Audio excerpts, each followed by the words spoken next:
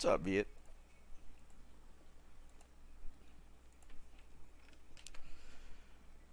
One second. Got an announcements.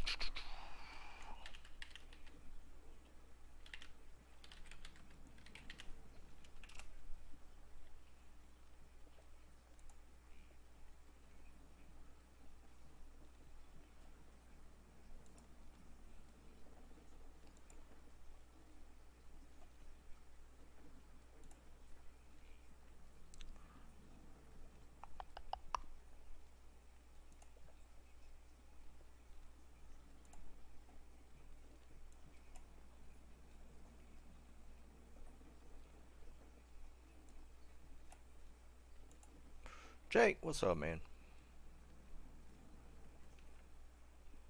I gotta come up with a better way to do this. It might be time to spin up the other computer just for the chat stuff.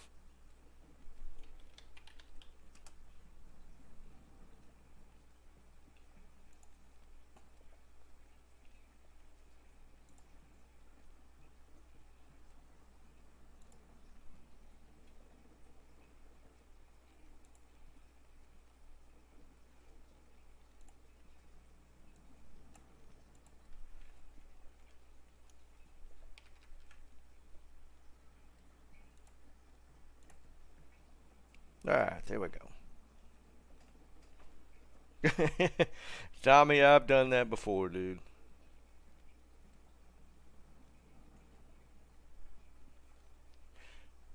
What's up, Mike? Have you tried this before, Jake? Or you pretty how comfortable are you with trying to do Ubers with a summoner? I know it could be done. I've seen the strat for it.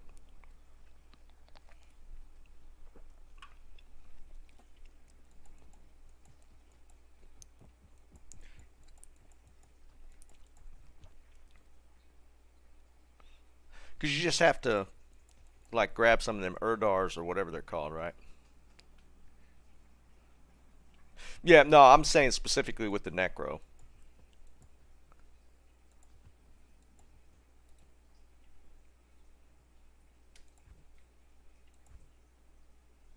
Looks like we're going to have to do some more cubing.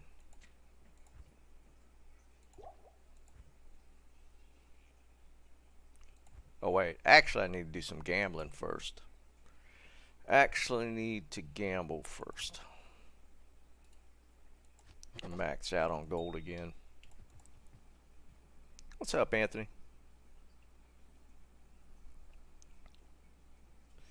I don't know how gear dependent that is. I don't think it's like horribly gear dependent, right? You just got to have the right summons. You got to be able to grab those dudes with crushing blow, the Erdars or whatever they're called. And if you have those, I mean, I think you're good. Life tap and you're solid.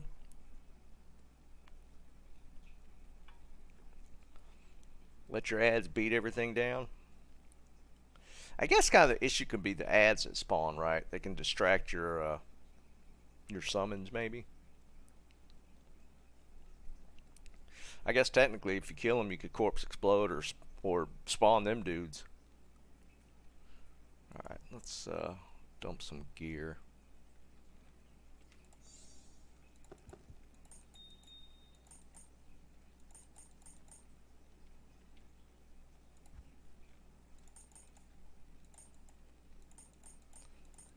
Gambling time again.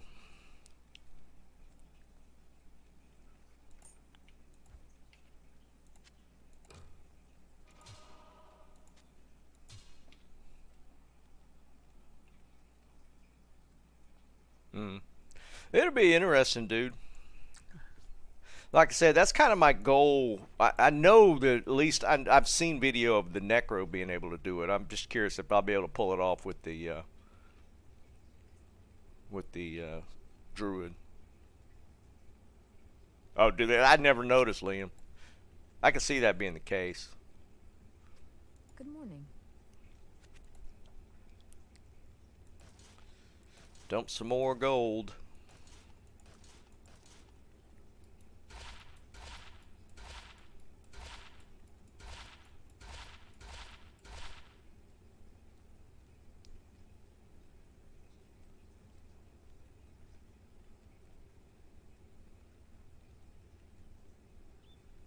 interesting. Wow. 3 out of the 8 are rares. That's pretty cool. So usually I think that it's supposed to be like 1 out of 10 usually for rares.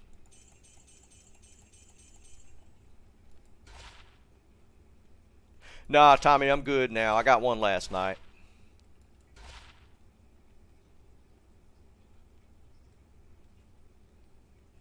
What do you mean you broke it?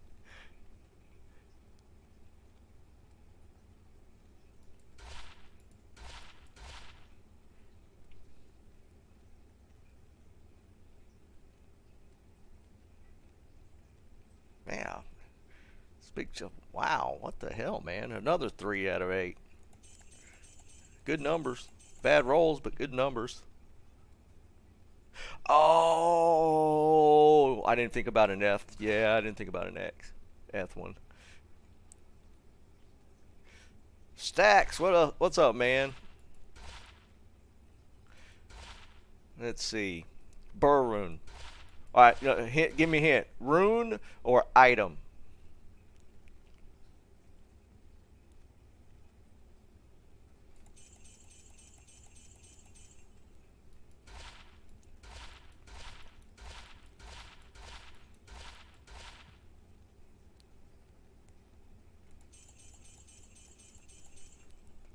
Item. I'm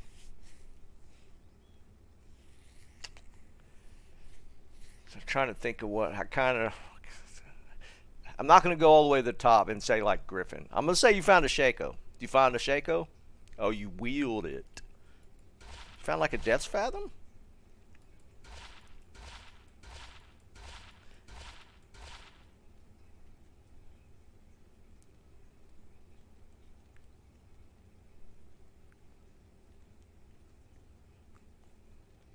Man, we're getting a lot of rares. This is pretty awesome.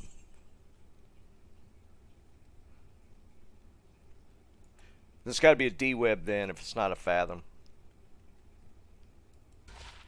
Which would be pretty sick as well. Well, we got a diadem.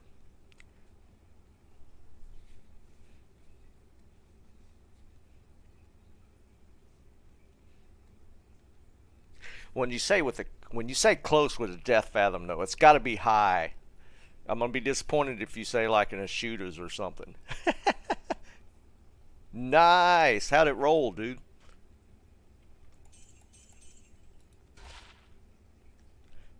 Because perfect is 250. So you could get +1 or 2 on. I don't remember if it's the P&B or the Necro.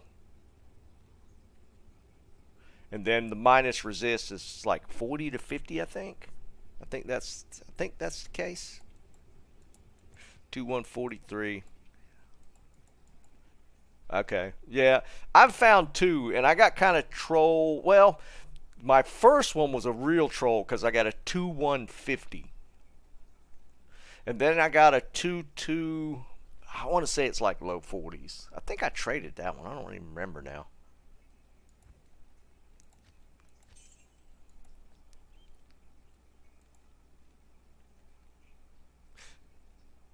I don't even know what the 12-12s are because I think most people just pay attention to those first 3 stats.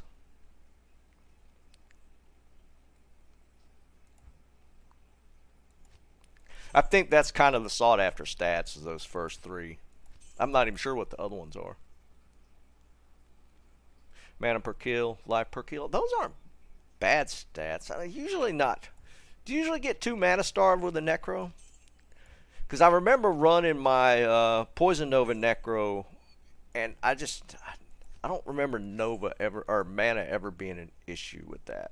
Because I made a Poison Nova to use that 2150. I don't ever remember mana being that hot of an issue.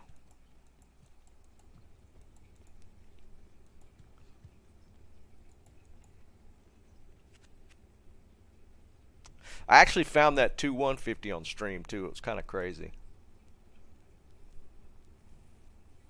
Where'd you get it, Stacks?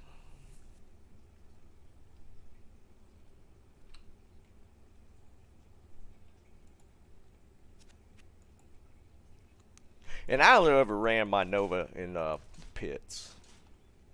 I still have it.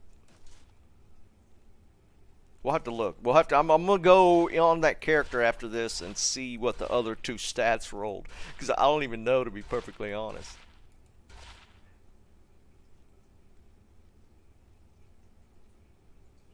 Nah, Jeb, I heard about it. It was a little early for me.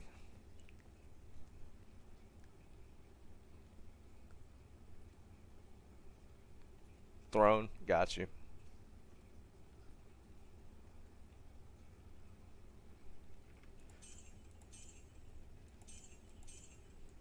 Uh, can I might actually.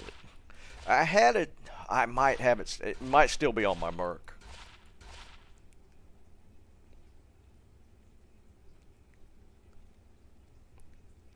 I'm not really using it though, because I've been running Trav, so I don't even use the Merc. You need the GA for your character or for a Merc?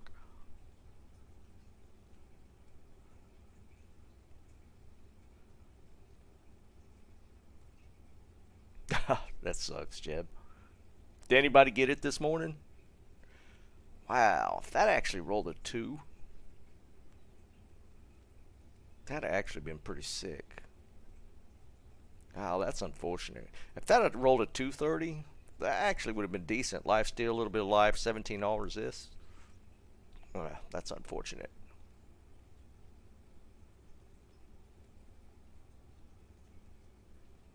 No, I haven't sold it yet, ML. I reached out to the dude that made the offer last night, but I hadn't heard back from him. I don't know if he's like backing away from it or what.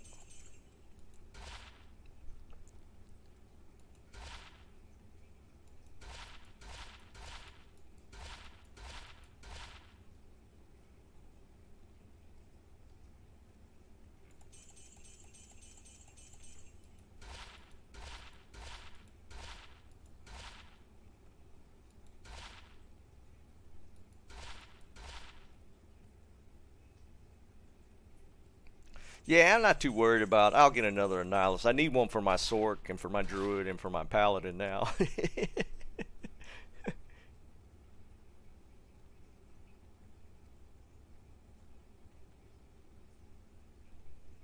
Really, Liam? I don't know. I messaged him last night, so I was just kind of assuming that he probably wasn't interested anymore. Yeah, but well, I mean, what's considered sitting on it? I went a day, like 24 hours. It was 24 hours, just a little over 24 hours when I messaged him last night. That's the other thing. I don't know how antsy people get about trades. It's whatever. I don't care.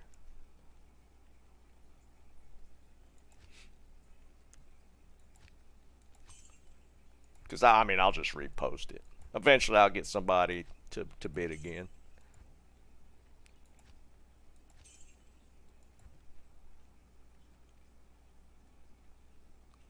What's up, Blue? What's going on, man?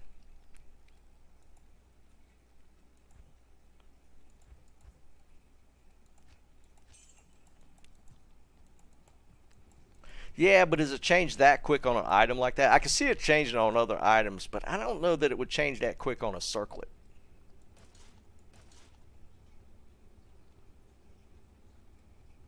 That's my hope, ML. No, I won't need to trade the circlet.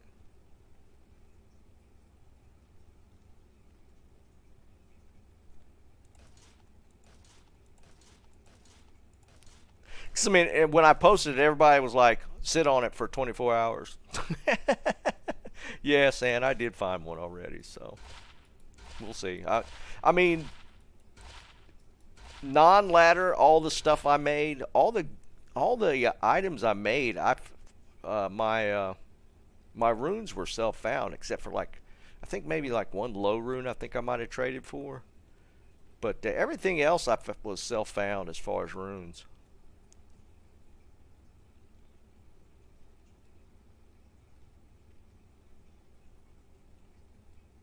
Yeah, Liam. I mean, I'm not sweating it. I'll get whatever I need to get to trade the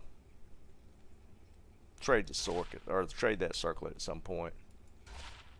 Yeah, blue. I've been getting 3 rares here like constantly. It's been kind of crazy. Just this in this little gambling session. It's been kind of nuts.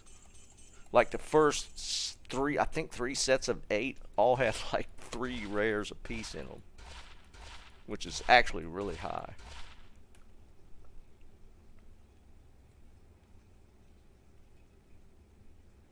And now I've said that, they're all blue.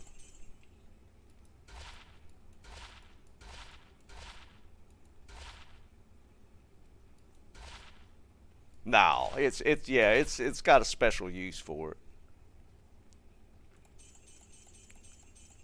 And people like that dude that bid on it, he's playing the trade game. I mean, he had like 180 or 118,000 forum gold. He had a ton. Nah, man, I'm still sitting on it.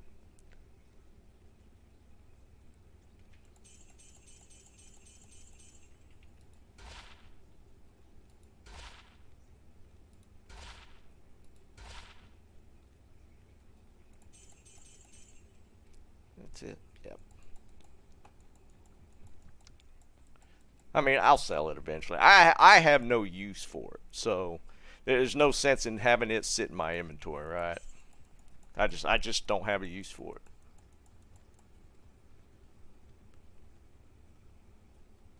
Yeah, I mean, that's the thing, man. I'm not like hot and bothered to get it sold. I mean, I know from the responses I've gotten, it's good, and I'm not going to get a use out of it.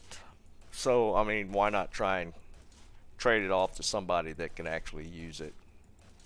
I mean, even if they just resell it or whatever. I mean, I have no. It's just worthless sitting in my inventory. So why continue to hold it?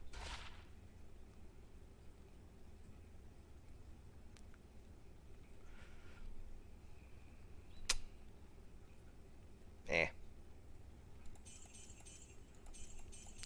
can get better pelts.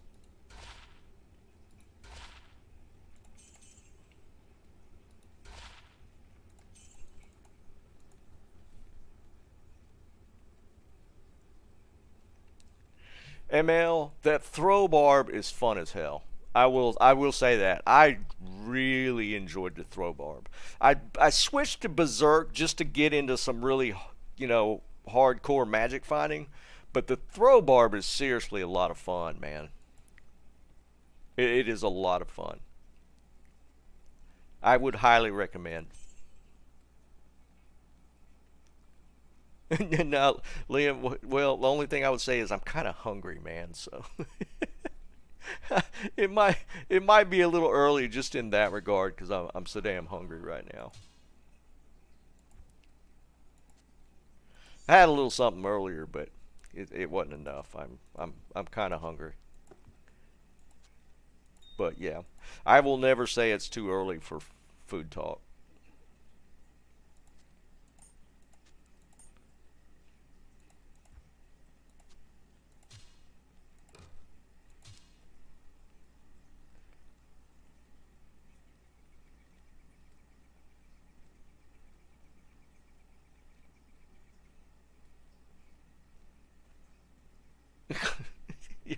Y'all ain't never gonna leave that one alone. Yes, the banana sandwiches were horrible. The banana mayo was definitely no longer.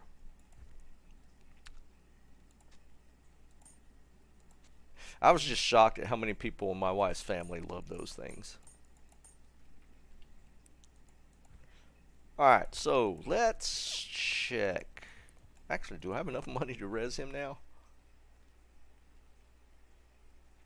Actually, I think I do.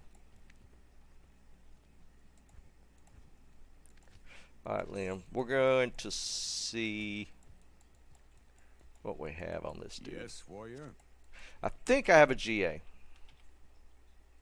I do. You want this GA? I don't use this Merc, so I mean, I don't have a this. I could replace this with whatever. I swallowed the whole thing. It just wasn't. Uh, Jake, I don't think so. Pretty sure not with the cows. Yeah, it can. I mean, I don't. This Merc, this armor for me was just a fill slot, and you could probably get a lot more use out of it than I would. I'm just doing trab right now, so the Merc's kind of pointless. Yeah, eventually I'll get him twerked out a little bit, twerked out, tweaked out, Freudian. Um, but I mean, I don't really have a need for it right now. And I mean, Guardians, that's like the second one I've found. I think I gave the other one away. Can you pick it up now?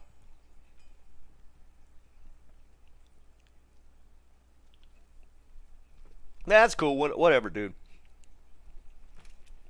I mean, Guardian is pretty nice to have early on for a paladin for sure. Yeah, and if you find something else, that's fine.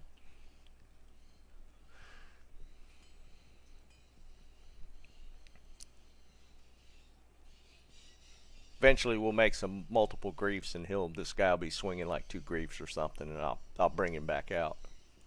There you go, man. What was Oh,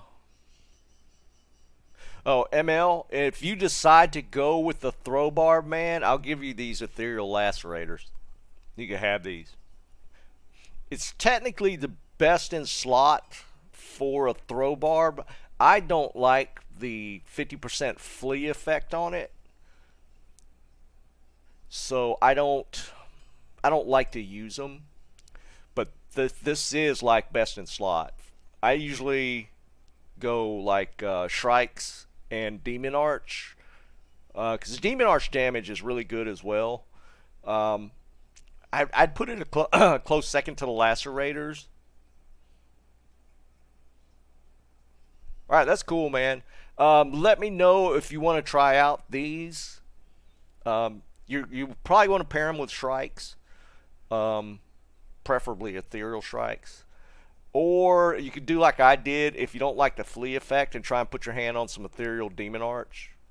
What's that? Balrog spears. That was my favorite. I really liked those.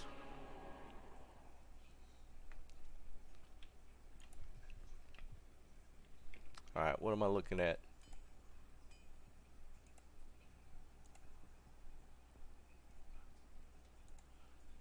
Oh, dude, you suck, man. Why are you posting pictures of your food?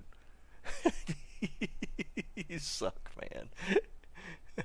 Dude, you're on point with that one.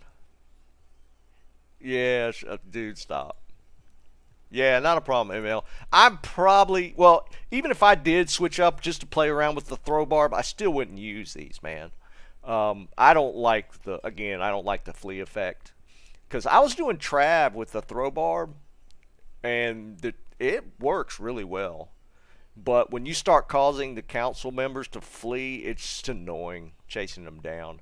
But I think anywhere else using these, like if you want to run chaos with throw barb or something, it's not that big a deal. But with council, it's annoying.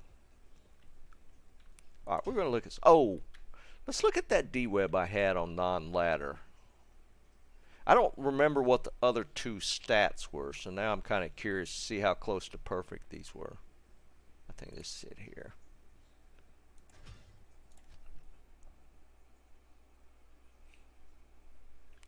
Alright, let's look at this D-web.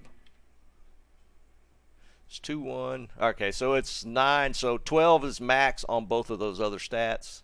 The life after kill, mana after kill. So I rolled a 2-1. The 50 is perfect for minus resist. The poison and bone can roll 1 or 2. Okay, so it's kind of mid on those other two rolls.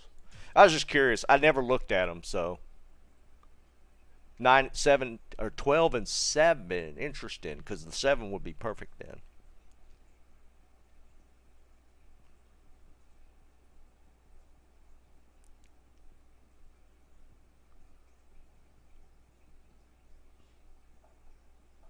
Why would it happen a lot less with that gear? Or are you just saying because it's just one shots? Because it's a 50% flea effect, so gear's not going to change that 50%. Unless you're just saying it just kills quicker, so you don't have to worry about it. Alright, I was going to do something else now. Oh, we'll do a little bit of Trav. So mainly you're just saying that it just kills so quick that you don't they die before they run. Okay, yeah. That would make sense. I can see that. Because I went early throw barb, because I literally leveled as throw barb. I got rushed. But I did the throw barb with my early gear. So then I switched to Zerk later.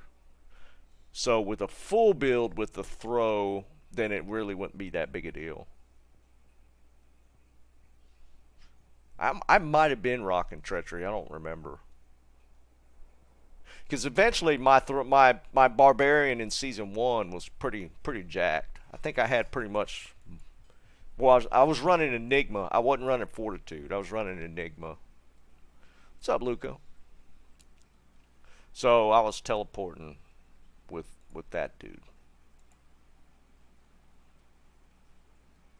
Yeah, I was running Enigma for that.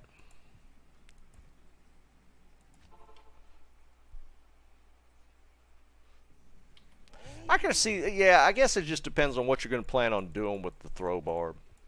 One bubble from level.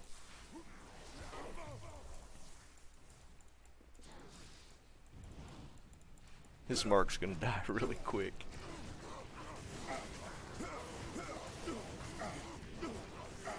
Merc has no armor right now.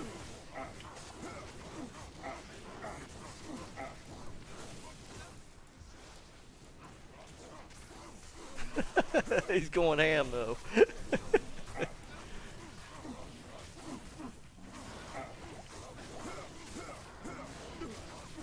He's staying alive. I must be taking all the hits.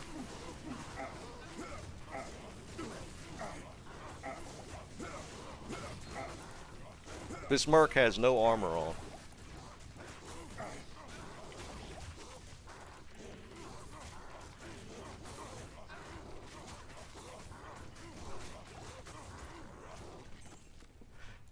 That's actually kind of funny.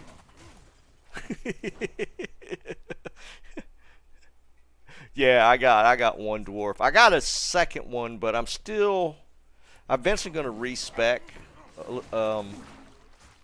So I'm wearing angelics for the AR, so I haven't switched off the second ring for a dwarf yet.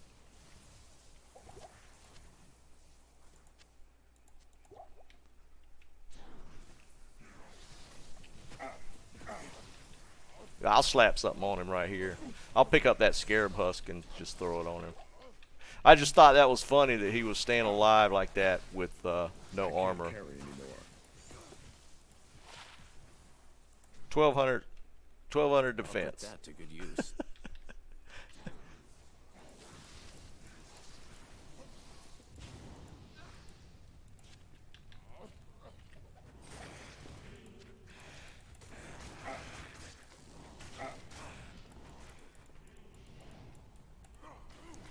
I can't believe he stayed alive this long, though. That's kind of funny.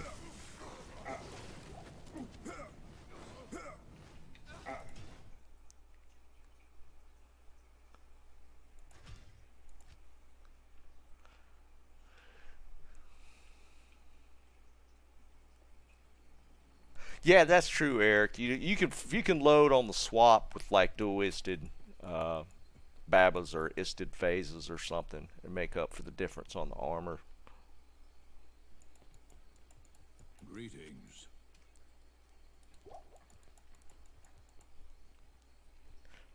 That dude's the Frenzy Barb edition in 2.4 was actually one of my favorite changes.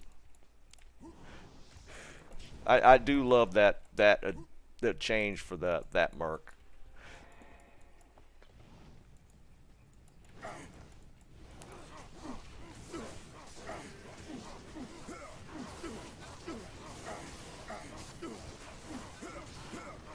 This is where my kill speed is an issue.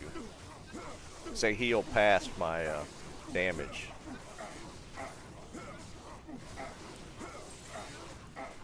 There he goes. He bit the dust.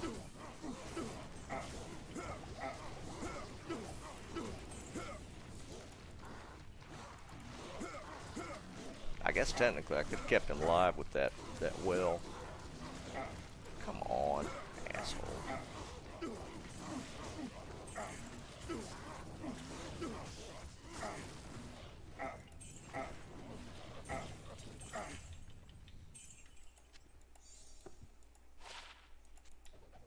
I can't carry anymore.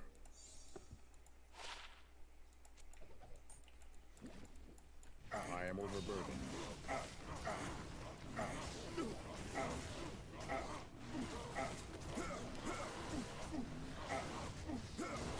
Yeah, because with grief, those are like basically just 2 shots. Even on the name dudes, you kill them so quick with a grief, it's kind of crazy.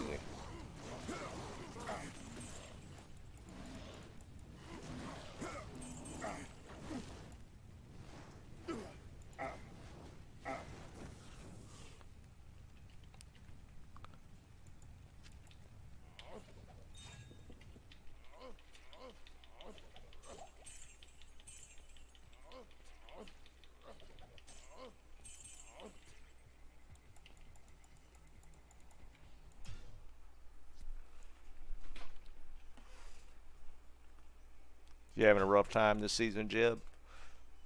Items. I haven't gotten a ton of items. I've definitely been more lucky on the rune side of things. What's up, JD? What's going on, brother? My rune luck has been kind of crazy, considering we're only... Today is 2 weeks, so we're 2 weeks in. 3 high runes, 2 weeks? That's not horrible.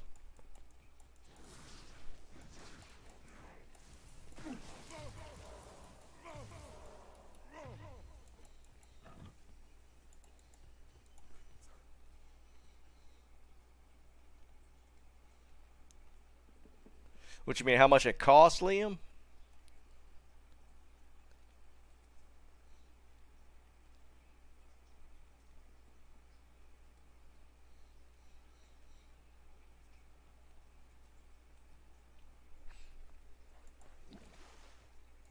I wouldn't even know to venture a guess. $10 US.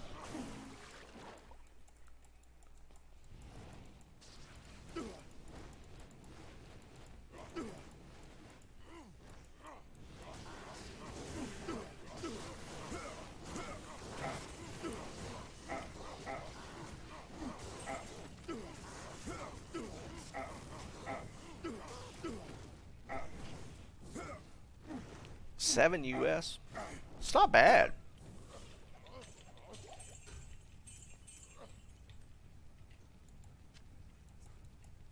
That's just like almost like an average lunch cost these days, isn't it? For something like that, I'd be all over that. $7. That's not bad at all.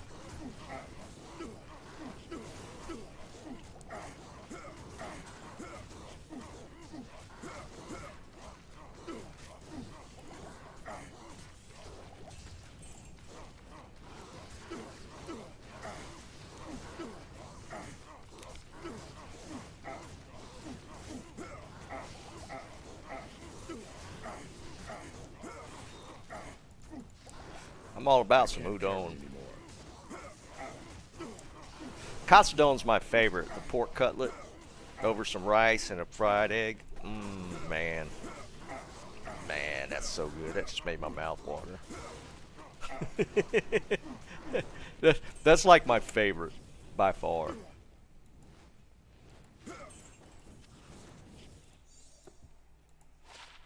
Ooh, a 36. Almost. I only keep 40s.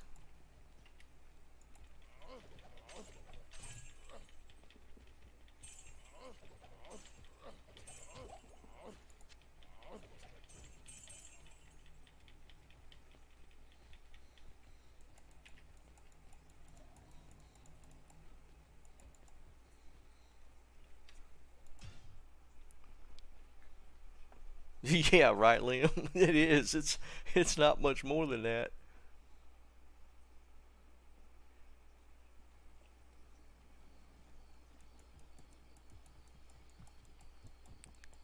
It, Jeb, is he saying it's higher than what we assumed? Like our assumption was 85 and higher for TC-87 because the normal monsters are 87 at that point. Is he saying that that's not actually the case? What's up, Tong?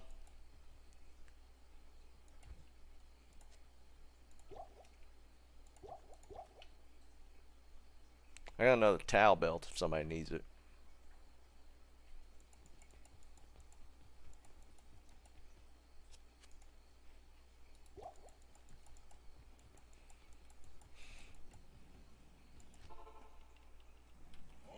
Because I hadn't been able to confirm. I haven't gotten any high-level drops on in any of the terror zones yet, as far as items.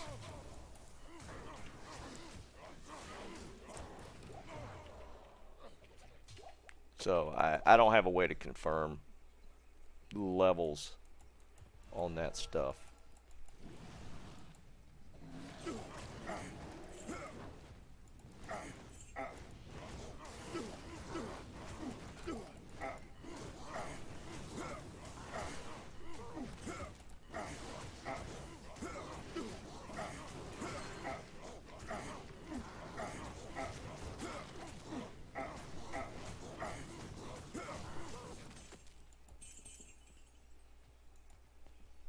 I can't carry anymore.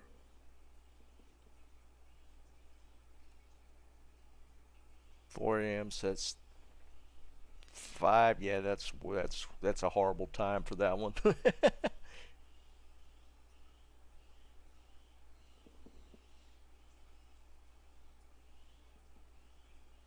Interesting. I'll have to check that out. Did he just drop it? I haven't seen anything. Because that would suggest maybe doing more of the like the terror zone. I was only running terror zone just to get the sunders, and the sunders are kind of boring at this point, so I haven't really been messing with them. I'll do some terror zones like farm rejuves and stuff. But outside of that, I haven't been hitting the terror zones that hard. So he's thinking that there actually might be a little better drop rate. That would be kind of interesting to see. Because my Magic Final swap on this character now is like 450, 470.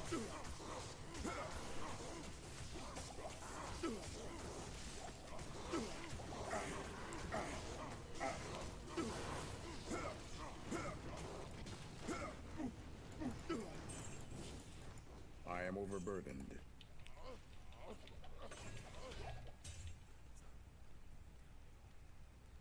What was I gonna grab?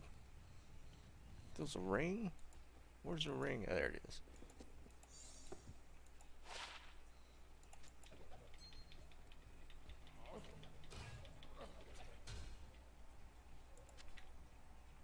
That's drop gold.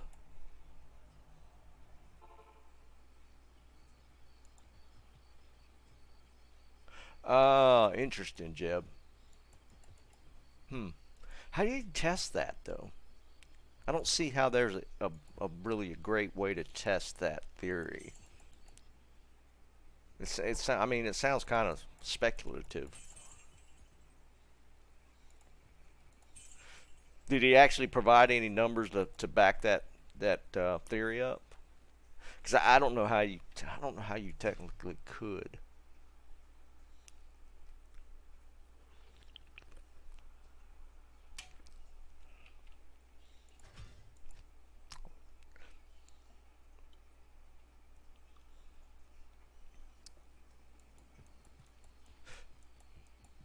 Griff and Steel Rans? Was that before ladder started?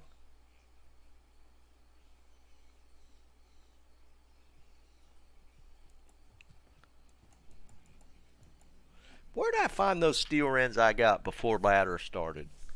Was that in a terror zone? Because it was right before ladder start, and I got a pair of Steel Rans. But I don't remember what we were running.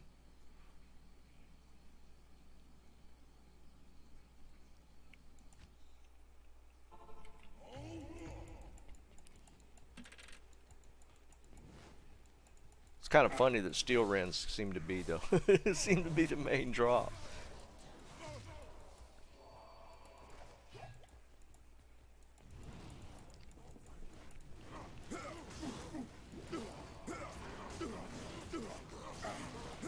I hate those stupid things.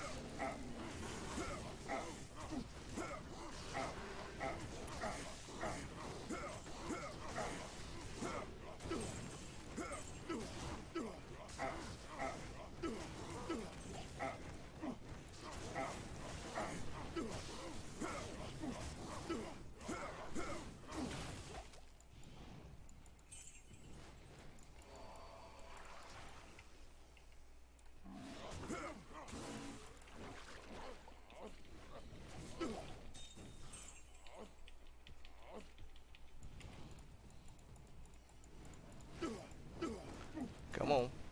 At least come out here.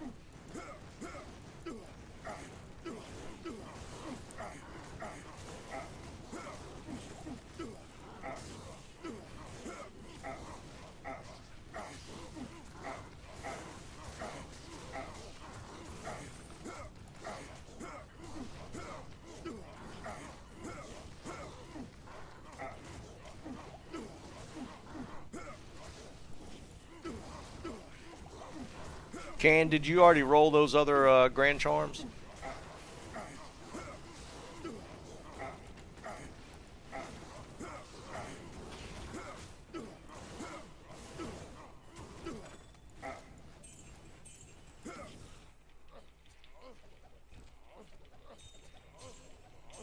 We had a, I think it was last night, there was a Travancore Terror Zone. I was running it kind of late last night.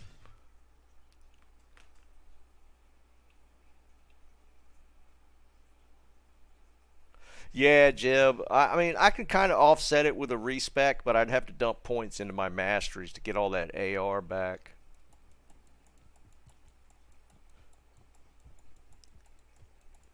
That's kind of why I haven't switched off the ring yet. I'd rather get a double dwarf star just for the gold drop, but I need the AR right now until I respec.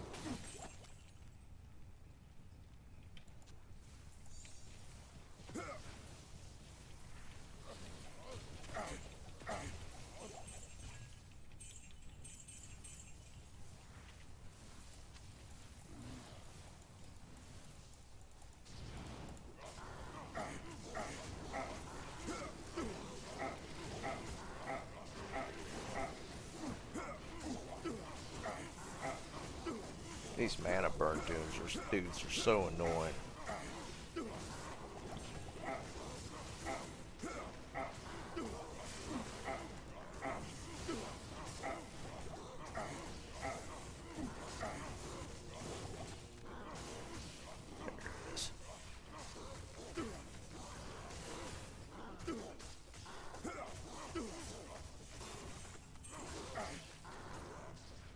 It's like I pop mana and then it's like one hit and it's all gone again. So annoying.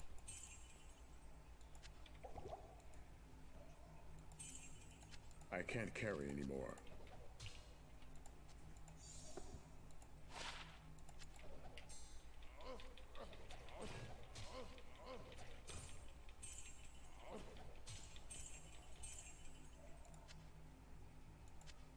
I am overburdened. Yeah, I don't see anything else. Run some Eldritch.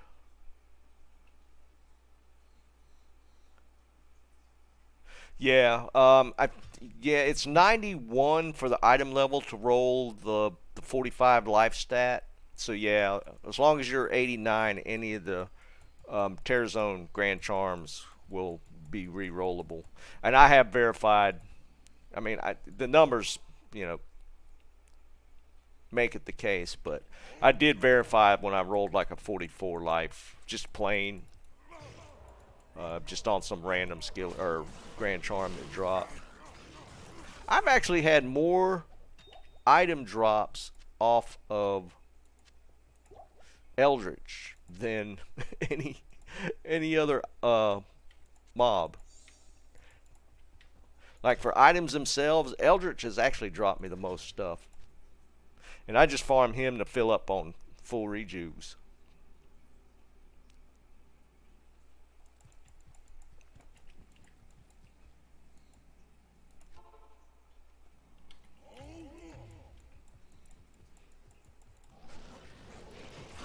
Yeah, Can's rich now.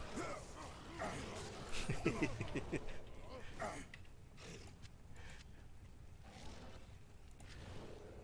you actually sell that? I don't remember if you said you actually sold that skiller.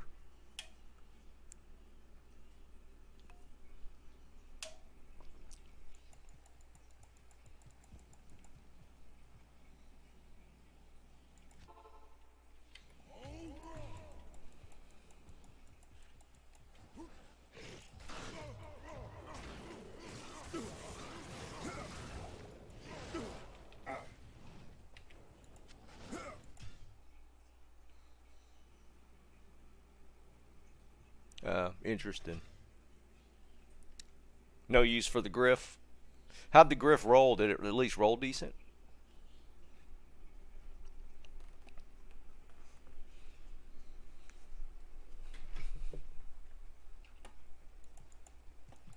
What's a Tues-Thurs-Sun? Why is my thing turned off again?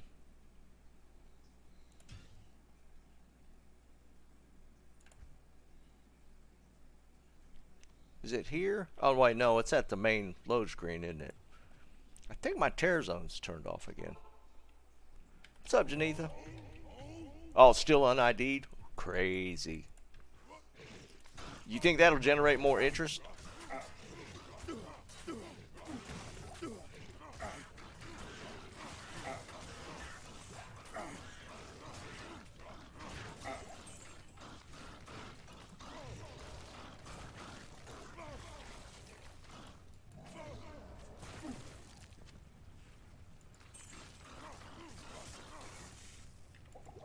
I can't carry anymore. Get out of here.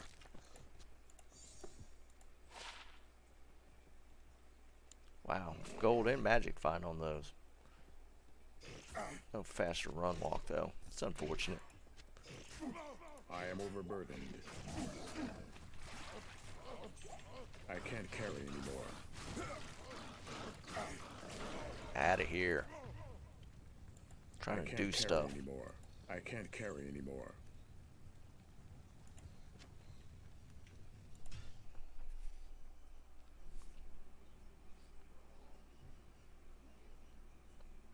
What's up, Vine? Vine been going hard, man. Been going hard. Hello.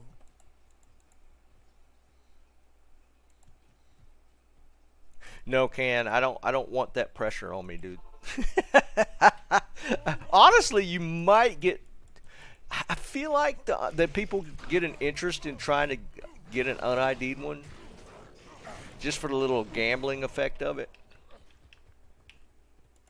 I am overburdened.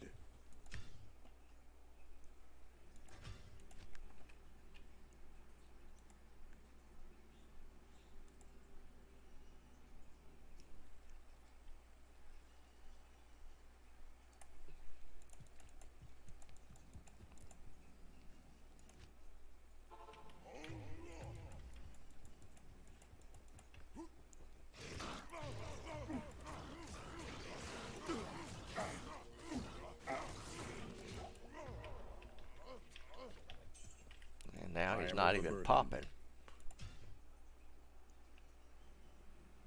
Snipes, what's up, dude? What you mean at Vine? Is it like laggy or You watching on your phone? Oh, I did. I missed the speed test part. Yeah, that's pretty rough. I didn't know they still had dial-up, man.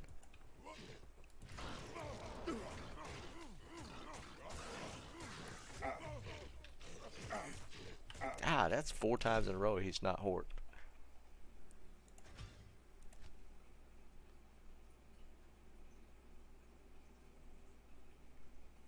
$100K. 180, dude. That's especially saying kilobytes. That's like it's like pointless there. I mean, why even bother?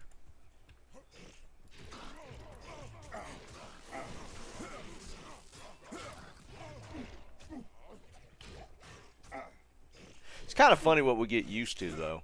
Like before they got fiber in the area, I was running on a 300 up or 300 down. I think it was 30 up, and I thought that was screaming fast. But now that I'm on 1K down, or yeah, 1K down, 1 up, when it drops down to 300, I feel like I even notice it, which is stupid.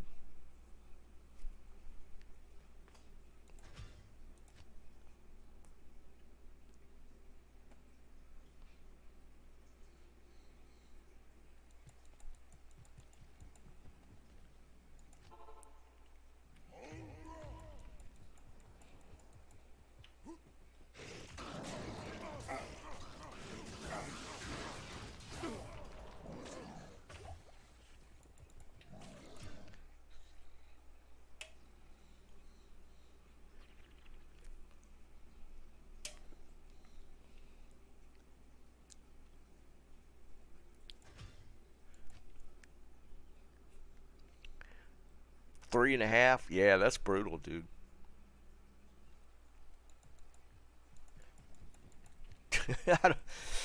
uh, that's kind of one of the reasons why I haven't moved out of the area. Is internet. I have to have my high speed.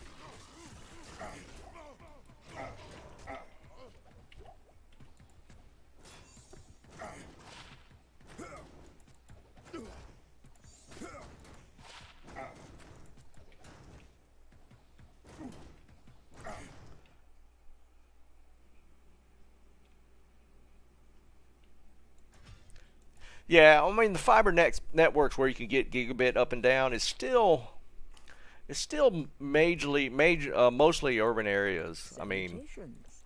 we're kind of in a weird situation because I'm in a suburb. Um, they put Google Fiber in Raleigh Durham a couple of years back, but the suburbs didn't it weren't included in the Google Fiber network.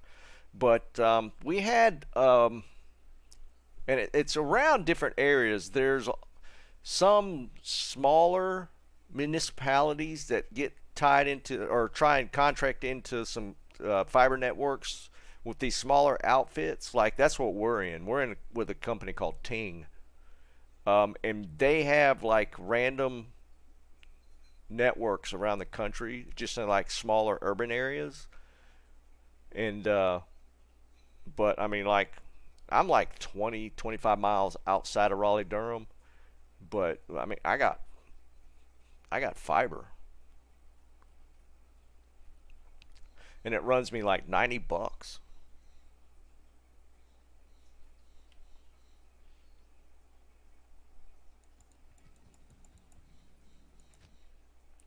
I completely cut from cable too. I don't have any cable TV. I only watch like Netflix and stuff.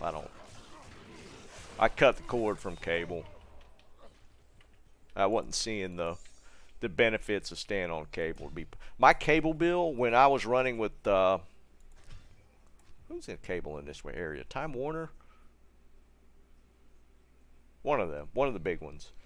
My cable bill with like movie package, Good afternoon. however many cable channels plus internet was like $220 a month. And I wasn't getting a whole lot of benefit out of that. So we were just like, all right, we're just going to go internet and see how it goes. And we have not missed it.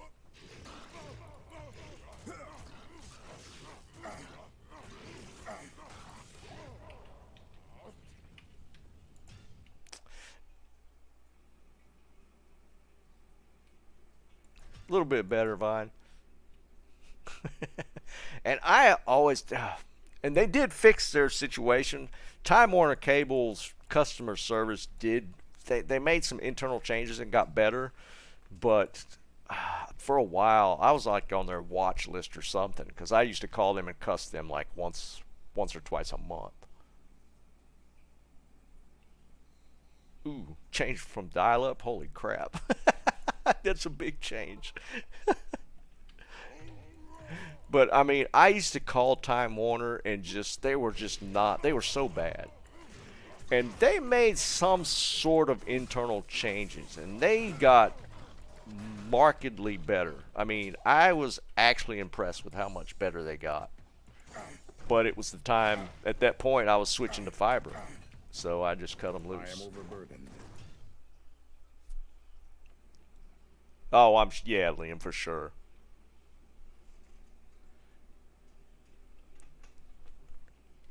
Yeah, Josh, 100%, dude. I just, I don't miss it. I don't miss it at all.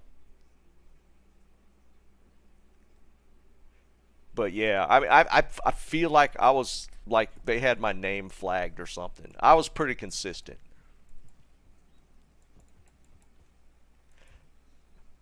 And I got, yeah, I got kind of heated a few times with them.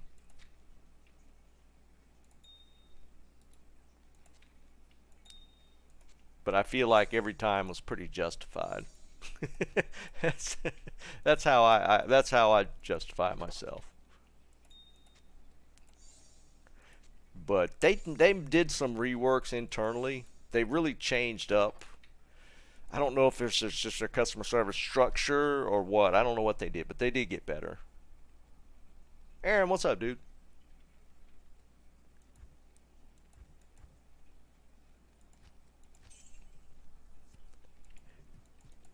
And I think I told this story before. I gave them props when we moved to the house we're in now.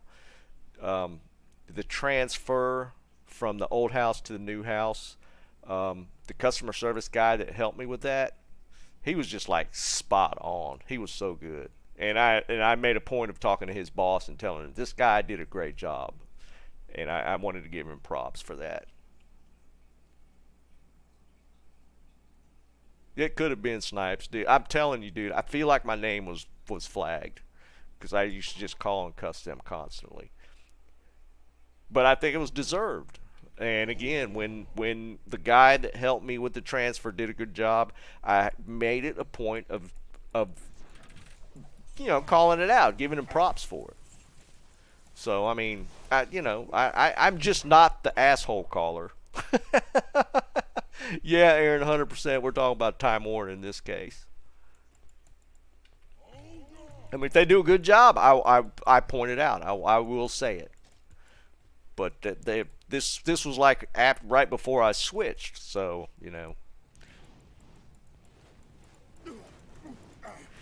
they screwed me on more than one occasion. So I probably cussed them way more than I gave them props for sure.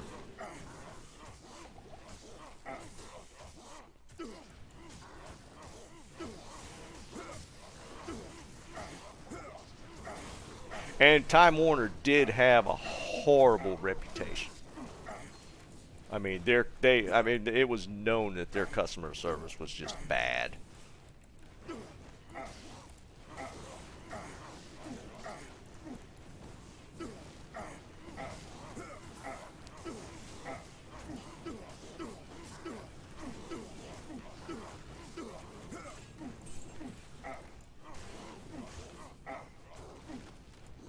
No, 100%, dude. I will always, if somebody does a good job, I will commend them just as much as somebody does a crappy job, and I yell at them.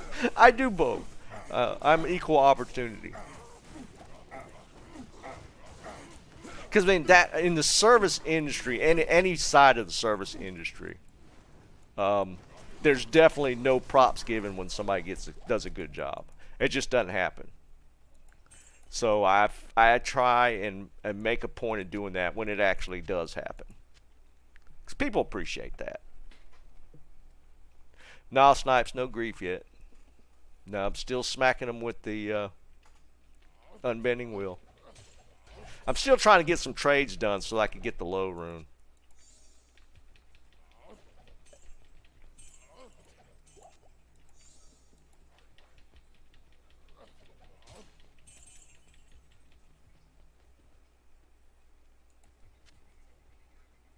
I am overburdened. I can't carry anymore.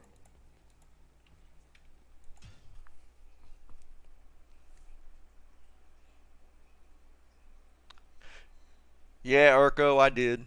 I pulled the jaw rune, man. Yeah, Aaron, that's the thing, dude. I'm the same way when it comes to food service. Like, if I get a good uh, waiter or waitress or whatever, I usually tend to overtip. But I mean, I feel like you need to do that.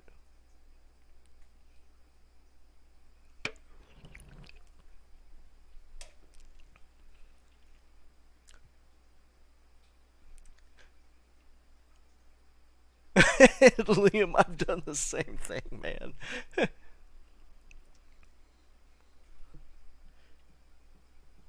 What's up, Jerry? Vine, I don't. I feel like I'd have to combo things to get a low rune.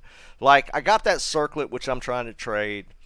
Um, I got a Peacomb with 32 life that I'm trying to get rid of.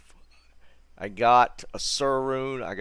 I'm holding on to the Jaw rune just because the Jaw rune is. I want to make an Enigma, so I'm keeping that.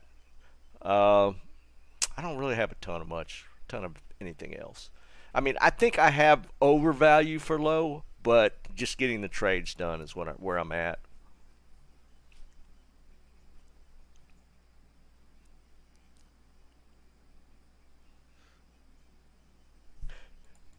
Let me tell you what AT&T. Back when I still had a landline, AT&T.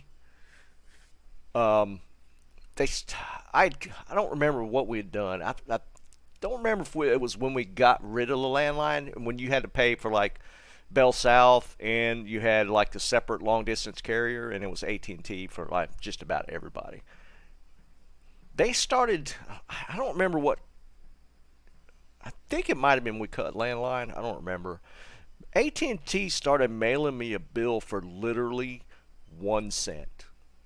I mean, I'd get this big giant envelope in the mail like once a month, and it was literally for 1 penny. It was crazy. And they sent that thing to me for like a year.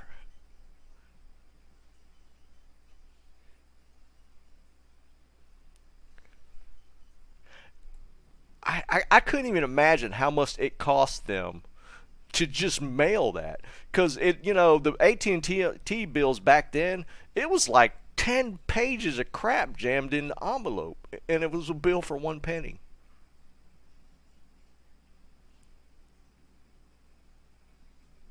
Yeah, Eric, it was so insane. I used to laugh at that every time I'd get that bill.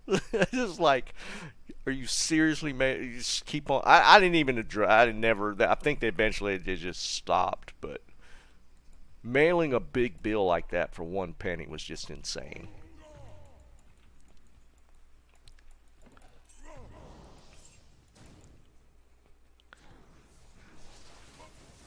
I think AT&T got in the fiber business, didn't they?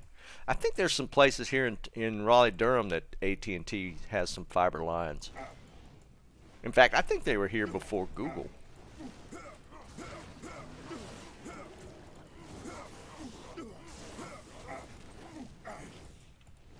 Mavina's. I've had this Mavina's belt like 50 times already. I don't even pick it up.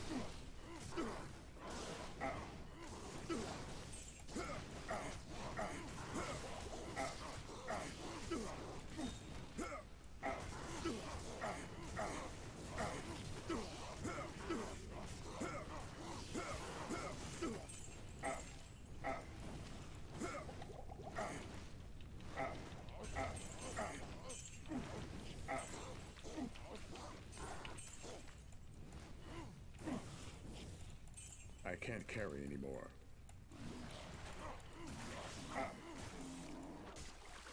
This dude just hauled ass down that side.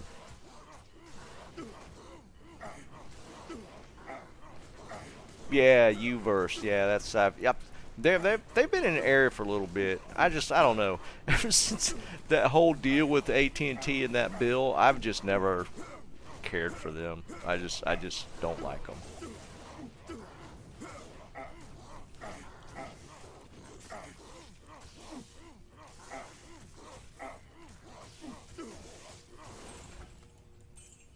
I can't carry anymore. Anybody need IK gloves before I leave them?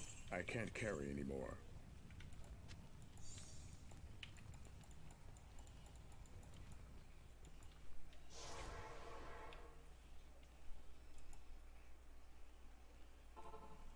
Nige armor? Okay. What's that? Hellforge, right?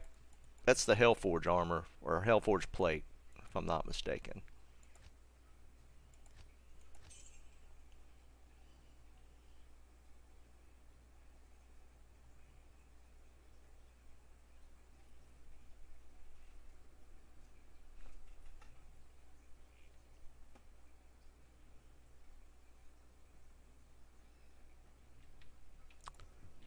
Vine, I think all the values in Sork stuff right now, so many people have rolled sorcerers. I am overburdened. It's kind of crazy.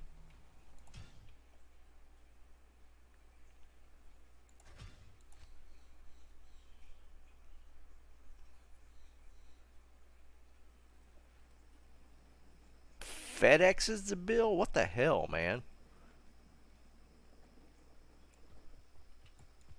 What's that cost of FedEx? Like anything. Hello. Like envelope FedEx is like 14 or 15 bucks, isn't it? That seems a little drastic to be sending a bill.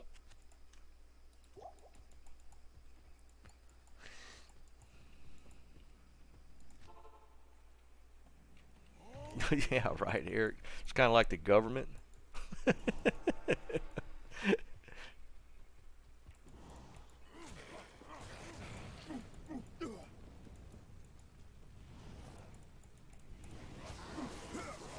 Ooh. No. Gotta back off. We got us a conviction aura.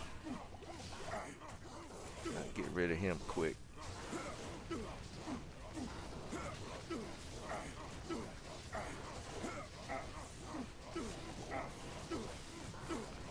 Mana burn too. That's great.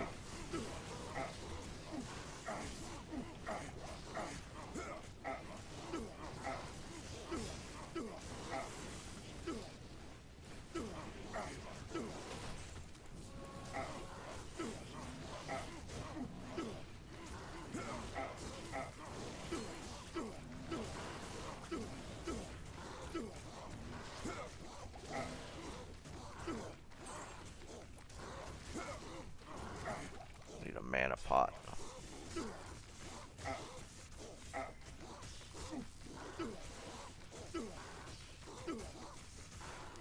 I did find a nice Raven Frost earlier.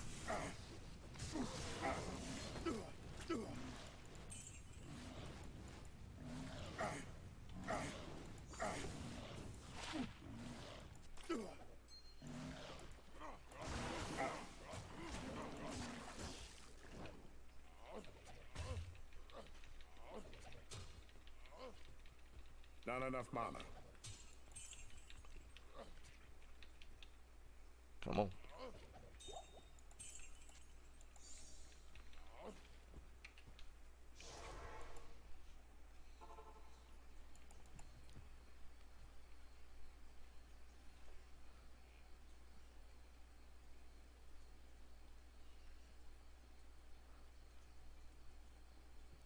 Nah, Urko, that's the thing, dude. And I'm by no means saying that, just to dole that type of stuff out, just to make people feel good.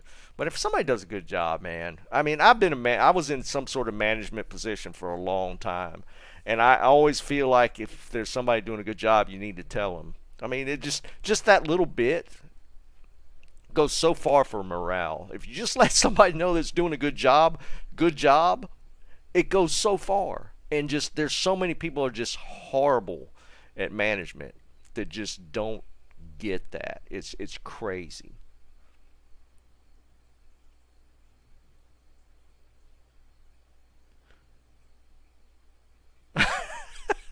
Fine. Don't bird about killed you. But I mean, I worked in management for a long time.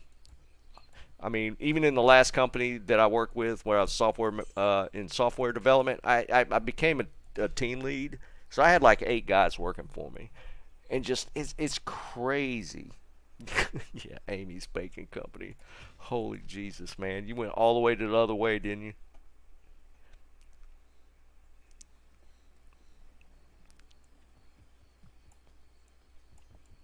Yeah, I've just never understood that mentality. I just have never. I mean, it doesn't hurt you to say something nice, especially if somebody deserves it. It's so bizarre to me.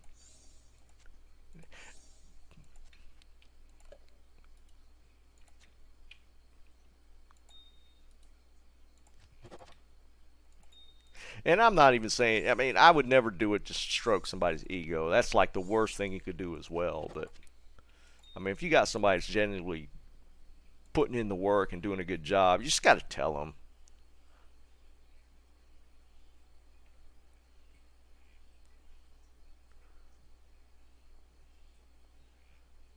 them.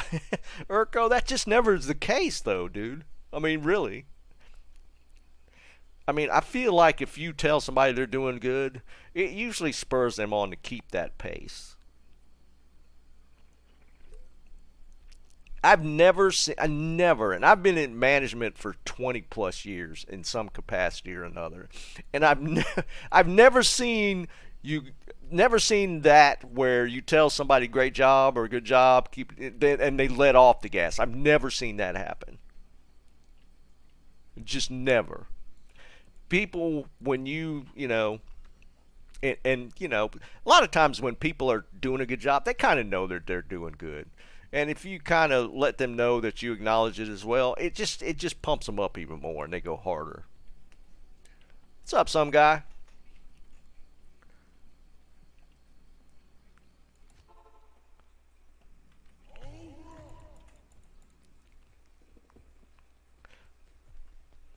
That'd be actually weird to me if you tell somebody they're doing a good job and they let off the gas. That would be a weird reaction to me.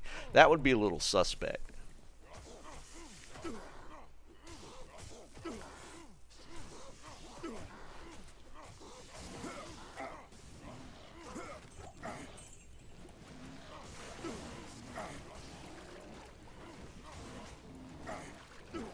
I can't carry anymore.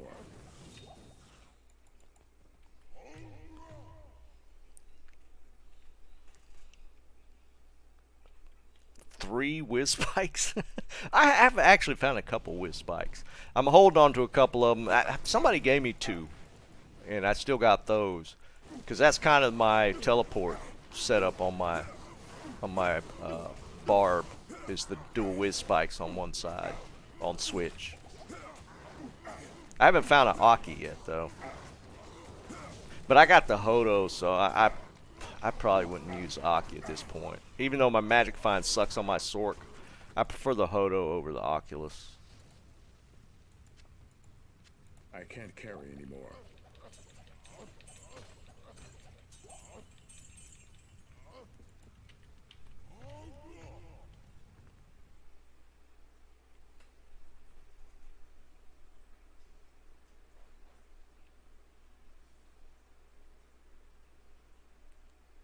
Yeah, snipes 100%, dude. 100%.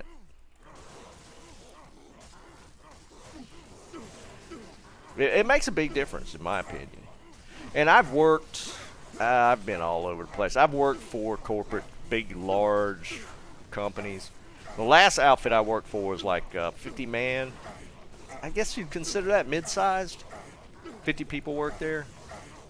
And I've worked for like family operations. I've worked for multiple different levels of I companies. can't carry anymore. But I mean, the concept doesn't change. To me, anyways. I can't carry anymore.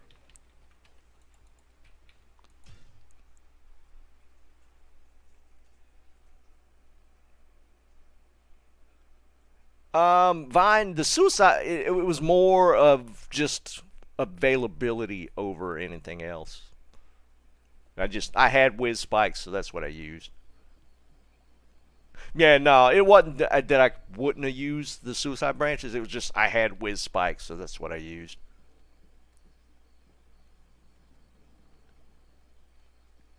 Nah, Dumas, I have not. We're working on some trades to try and get there.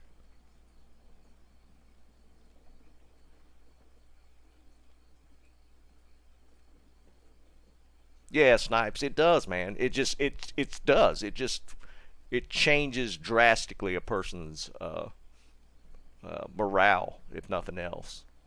Just that little bit, it helps. Yeah, good luck, Aaron. Hope it goes well, dude. Those that first day is always pretty nerve-wracking. Yeah, Can, I could just find it. I'm gonna hork it here today. I'm gonna hork that low rune here today.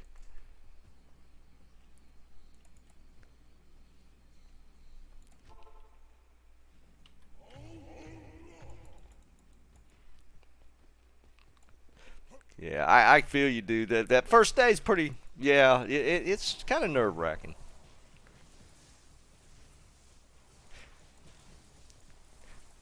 Because you don't get a true feel. I mean, you go in with optimism with a new company, but you don't actually know until you're there. I mean, because let's face it, the interview, you know, process. The company will always put best foot forward, but you don't know till you know. Until you're like neck deep in it, whether it's going to be a good place to work or not.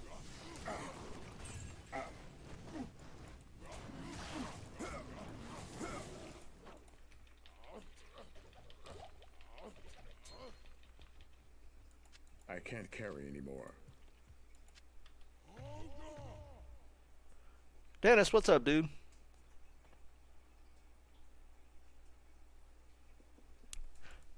All good, Aaron. We'll still be here when you can. God, so many conviction auras today. Come on, get out here.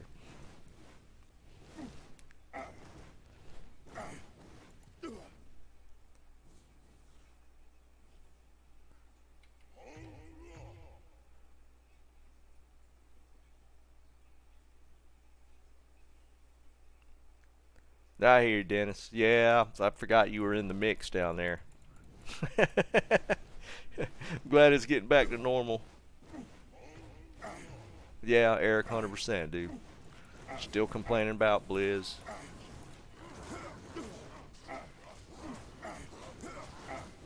Getting them rune drops.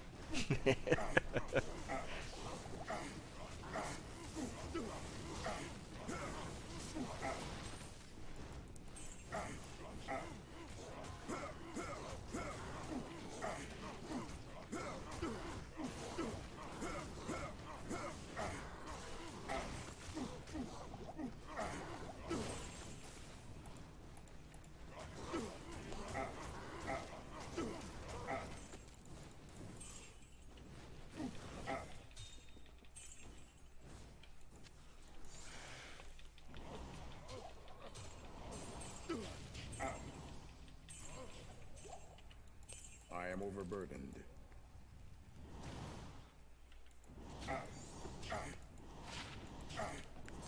I gotta tell y'all though, coming up through the corporate grind, I worked for some shitty people.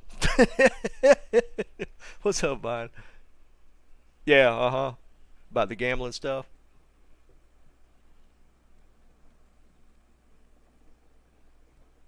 Tommy, I'll probably be on tonight.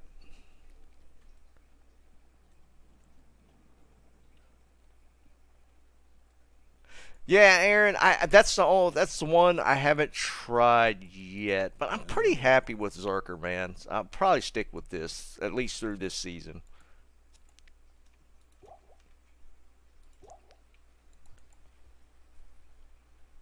All right, I'm gonna tell y'all some stories about my shitty coming up in the corporate world. Yeah, bye, not a problem, dude. So I work for a guy. This guy he had worked for our company for 33 years, and they never put him in a management position. So he was up in Richmond, and I was in Wilmington. This is early on. I've been working for like a couple years. What's up, Greg? And they put this guy in charge of the Wilmington branch, and he was like old school, like good old boy part of the situation or part of the company, but he'd never been a manager. So they put him in charge of Wilmington, and he did an okay job. He was kind of weird, not the best social interactions, but this was when we had. I probably mentioned it before, when we had two hurricanes come through Wilmington the same year. They were only a month apart. We had Hurricane Bertha came through, and then like a month and a half later, Hurricane Fran came through. Hurricane Fran was bad, and both of those storms came straight in over the top of Wilmington. Literally watched the eye walls come over top. Went outside during the eye, but the first Hurricane Bertha, came through, and it came through during the day. So this was on a Friday, and the day before, it was kind of iffy. So we were kind of, he didn't say don't come in, but he didn't say come in. It was kind of play it by ear to see how the storm does. So the storm comes through about midday, like 1, 2, or maybe a little or 12, 1 o'clock, somewhere around that. So I had just bought a new house. So it was one of them situations where like I had a young son. It's me and the wife and 3 years old, maybe a little older. So we kind of hunkered down in the house, wait for the storm to come over. And my boss calls. And he's like, "Why aren't you in the office?" I'm like, "There's a hurricane." "I'm not going to come in. There's a hurricane." And he's like, "You need to come in the office. If you're not here within an hour, you're fired." It's dead serious. And I told him, it was like, "Well, I guess I'm fired then because I'm not coming in." And I hung up on him. And storm came through. This is on a Friday. And that following Monday, and here's the thing, I was an outside salesman at the time, so I had company car, company credit card, the whole 9 yards. Yeah, no, not there was just no way, and I was steamed.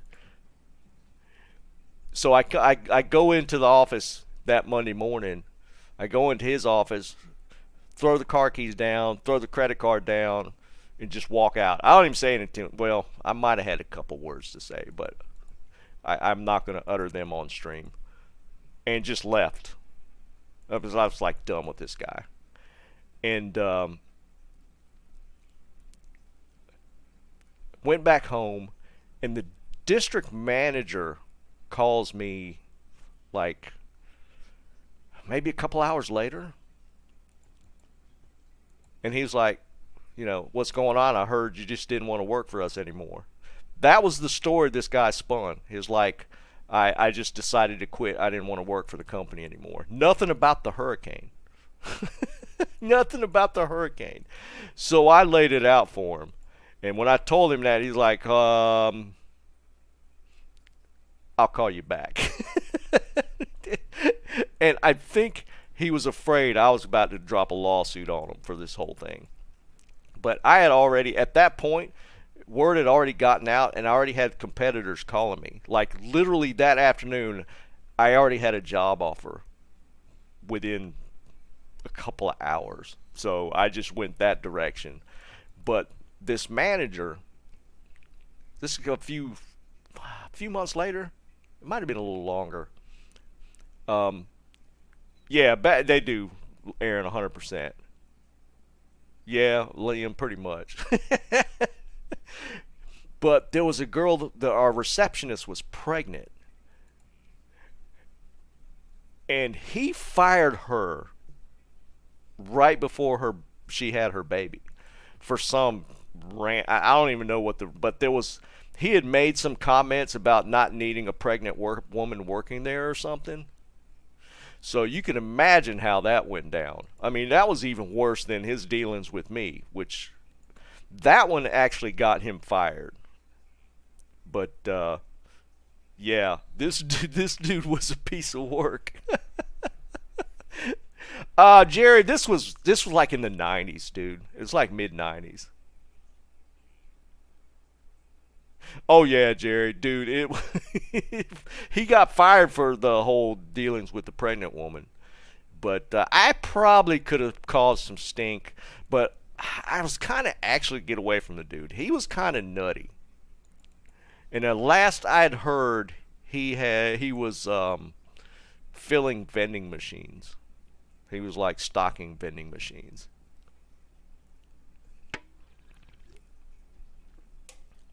But yeah, he got let go pretty quick after the deal with the pregnant girl. But I probably could have caused a lot of stink, but I didn't want to work there anyways. That dude was kind of a nutcase. But that's the kind of person I was dealing with.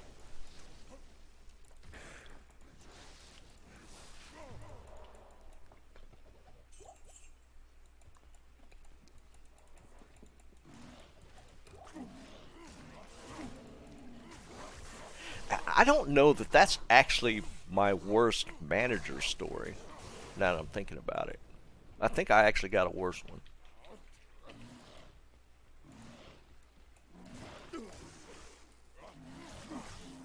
Hold on, let me finish this run and I'll tell you about the other one. Yeah, Bone, it dropped for me yesterday. Nah, Aaron. He said prior to the hurricane, he made the comment to the effect of I've worked through a blizzard. How much worse can it be? Because he came from like Richmond, which is not even really like blizzard territory. I mean, I guess they get more snow than we do, but he made some comment to that effect. I guess that should have tipped off more people when that was kind of his mentality when it came to the hurricane. And he literally had like 7 trees fall on his house during that hurricane.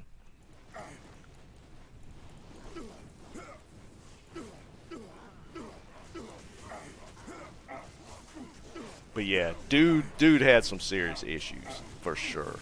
He had some lacking in social skills, just in general. I mean, he was a pretty horrible person.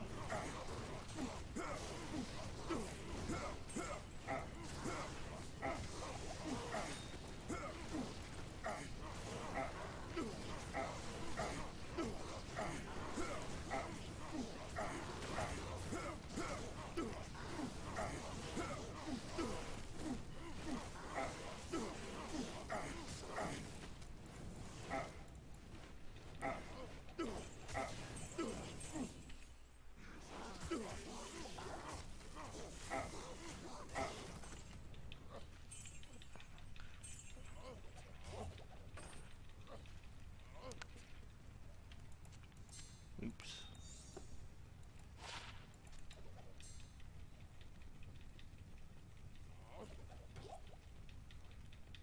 Get some rune pops, but they're low runes.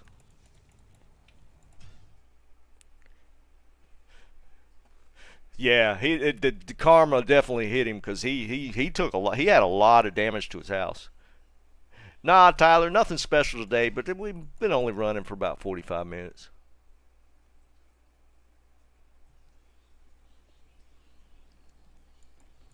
Yeah, Aaron. He just had no aspect of what a hurricane was like.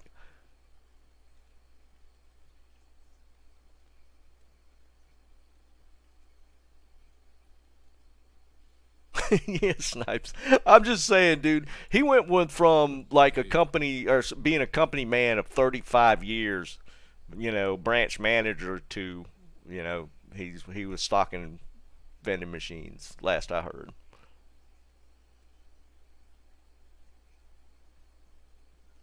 Barca, man, it happens, dude. Sometimes luck just turns on a dime.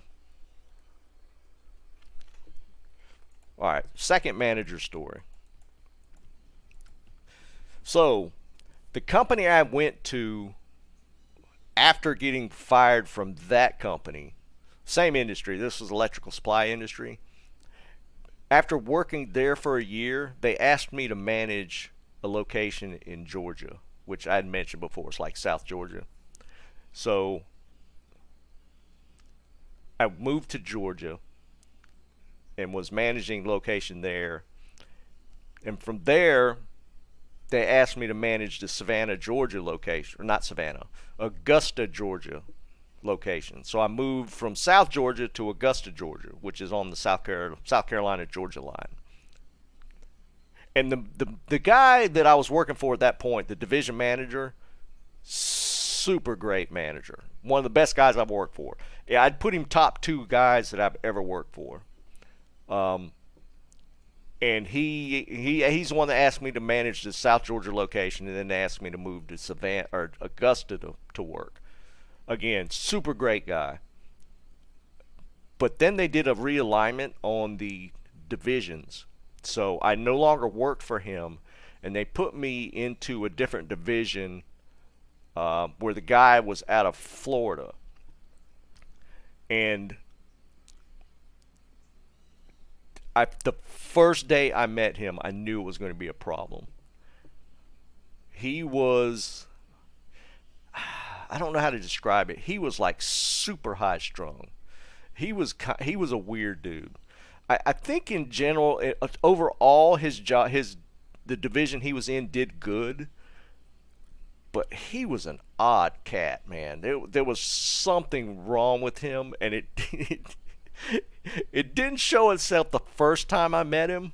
It was like a couple of times later when he traveled up to my location. Like here, the first tip off, and this is tied to the construction industry. So the construction industry's a bunch of blue collar guys. I've been in this industry at this point for like 12 years. I knew how to run a location. So I had a counter day where I had some little not carnival events, like some different competitive things to kind of draw the people in. But I also hired some Hooter girls to work at the counter day. I have no problems doing it. I don't regret it for a second. It's a draw, because 99% of the people that come into my counter every day are men. So I hired Hooter girls. I ordered food from Hooters, and I had a couple. I set up a deal where a couple of girls came and served the food. And I've done it before. It works great. It is always a hit, and it always works. Well, my division manager decided that he was going to be there for it. And he also was bringing the regional manager. So I had like one tier up of management show up for this.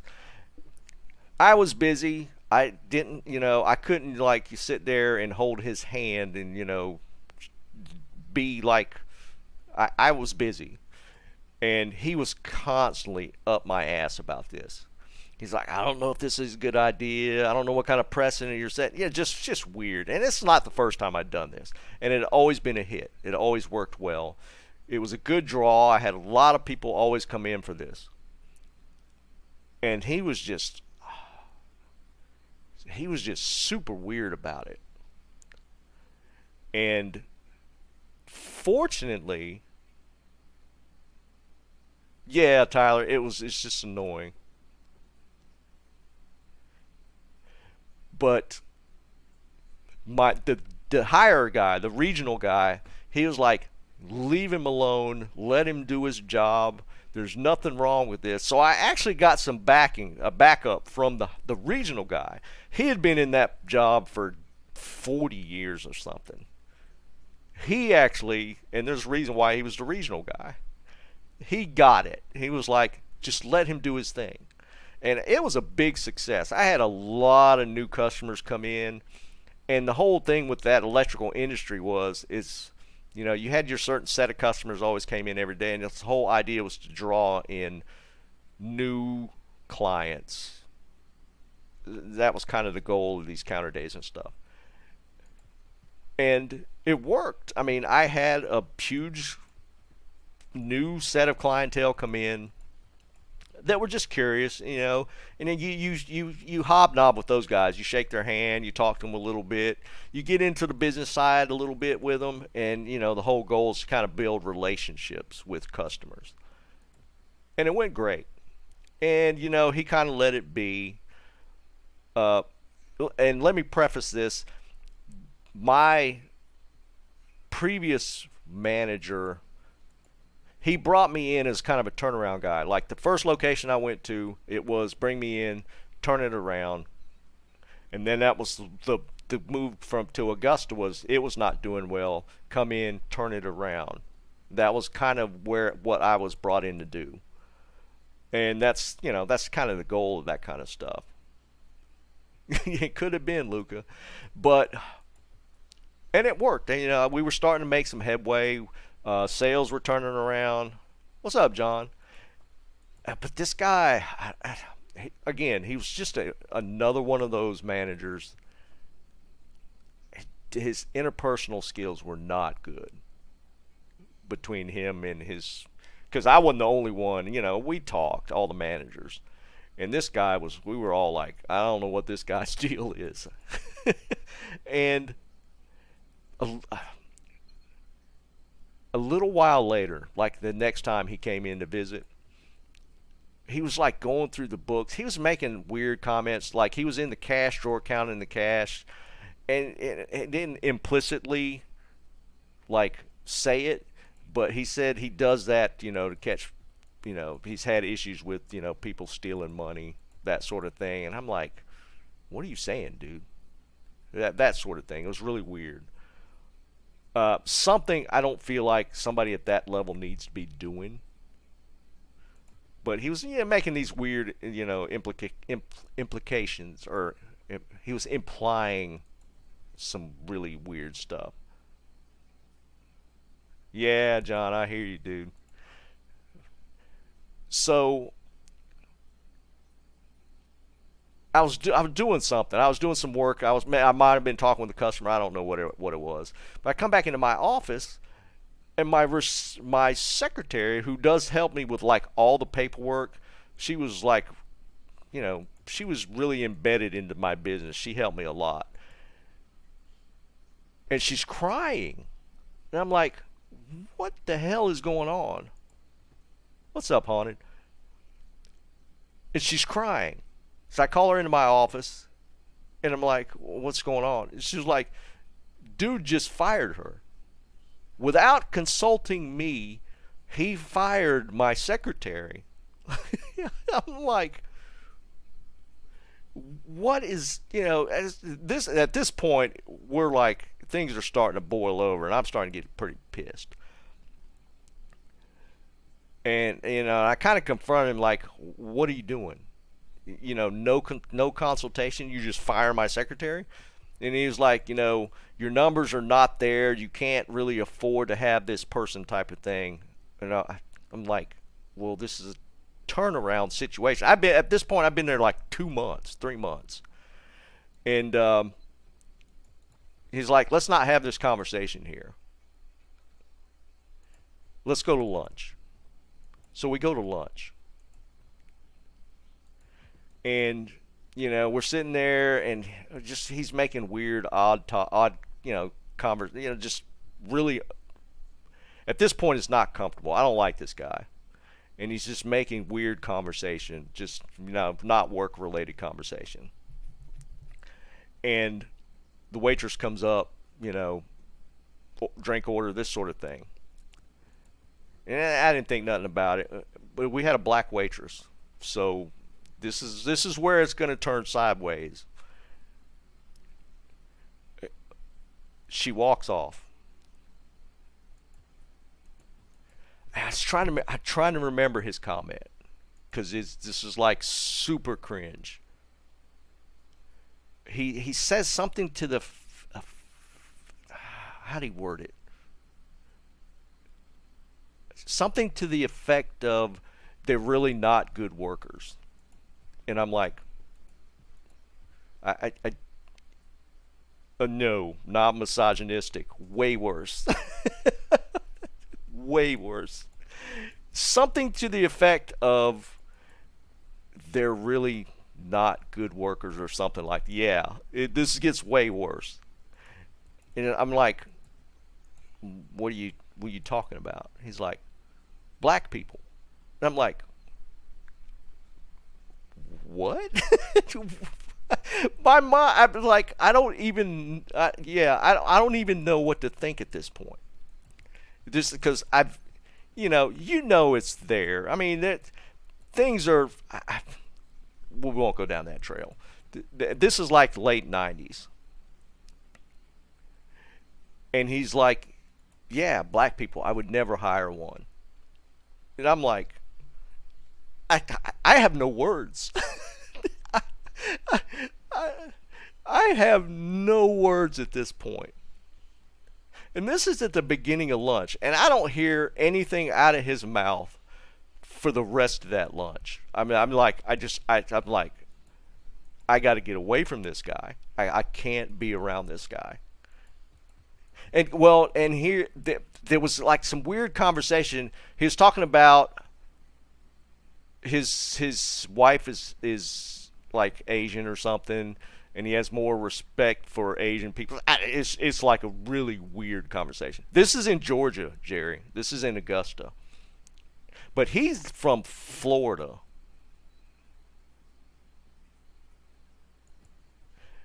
But it's like,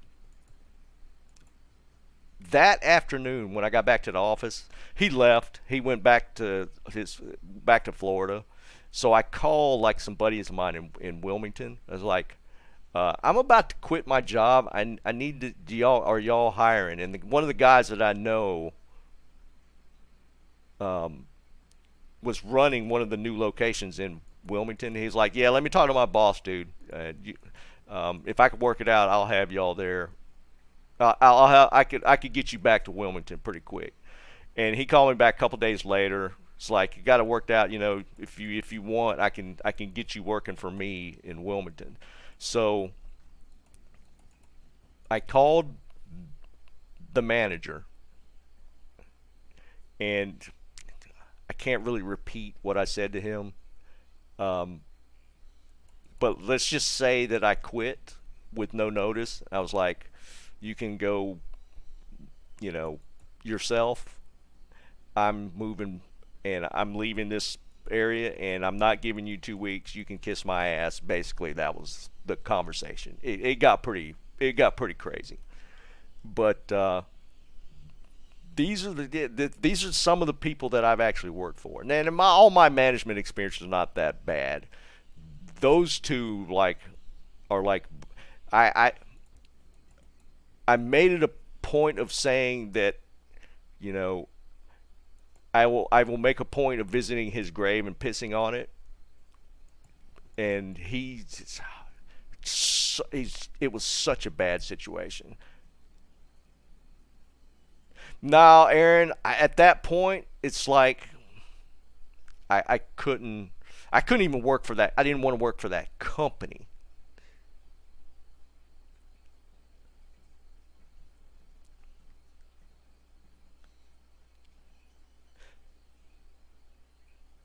Yeah, Snipes. And here's the thing. I do feel like things are better than they were. I mean, there's still there's still definitely improvements to be made. I mean, there's always going to be racist people in this world.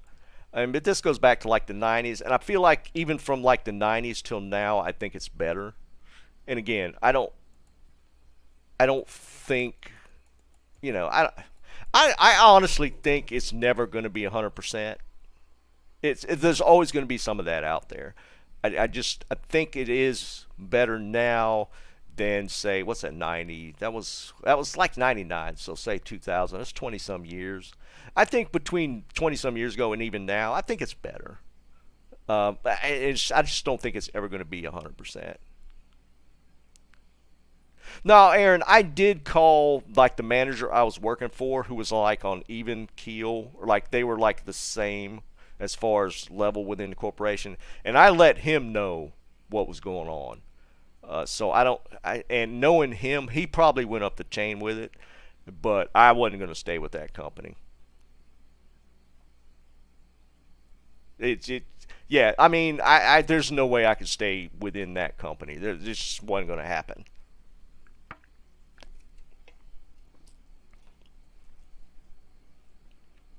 No, it was Lepoux for sure, but regardless, I was not going to stay with somebody that's even in the company that was like that. Then I never heard whether they did anything about him or not, but I didn't really care. I wasn't going to stay there.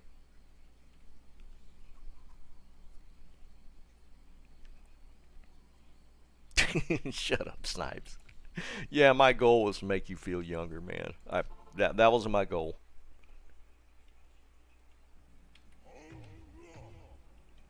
Yeah, Eric, but I feel like the cycle gets broken at some point, man. And I don't remember who I was listening to.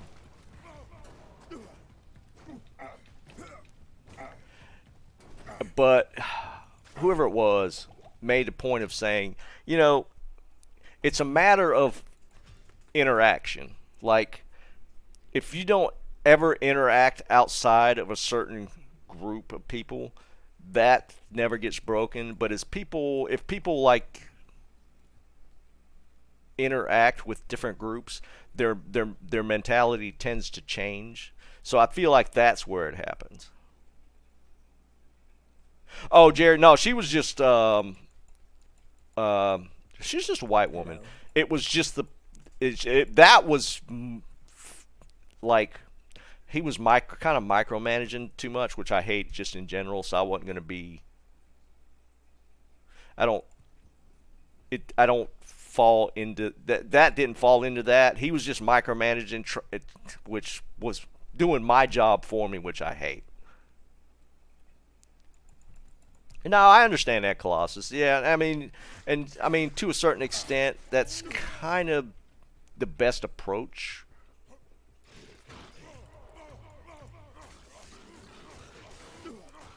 Because I mean, in the end, that's kind of the point of going to work. But I mean, I don't. Sometimes I feel like there's some lines that have to be drawn. Like wow, that has repair and ethereal. That's pretty cool.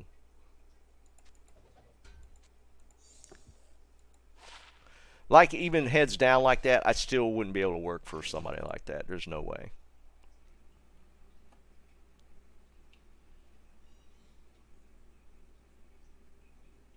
No, Jerry, in that situation, it's just, you know, making those kind of statements is like, yeah, we got to get away from that dude.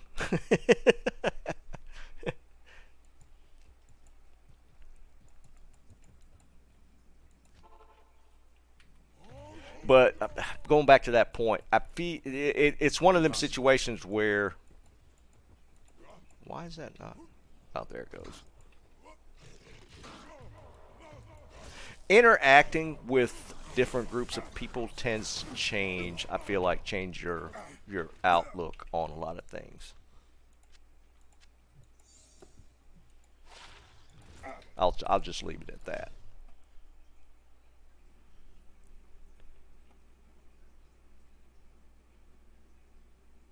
Yeah, Colossus for sure. Sometimes, man, it's tough.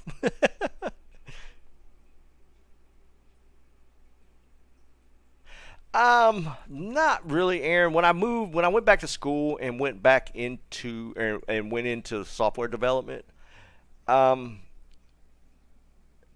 I, I I I didn't work in the IT side of like help desk sort of stuff. I went straight into just development, software development itself. So I never really had a lot of customer interaction in that side of it.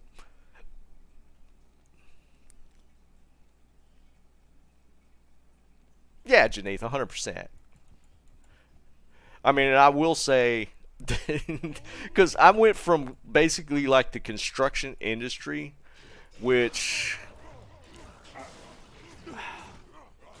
was what tended to be a certain, I hate to say class of people, but it's more blue collar, put it that way. So you dealing with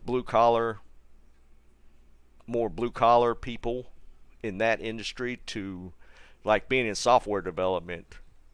I got to be honest. When I started at the last job I was at, I went in like 20, probably 10, 20 years older than most of the people I was even working with. So there was a whole different interaction that went on once I started in that side of things.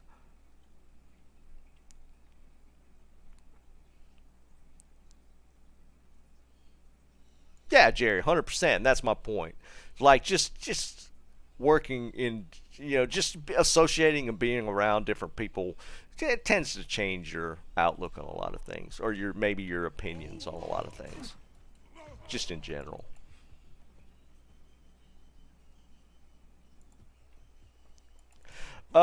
Be it we've covered a lot of topics.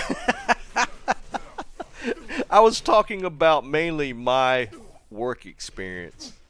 I think where did we start with that? I think we started talking about um, bad manager stories. That's where it started.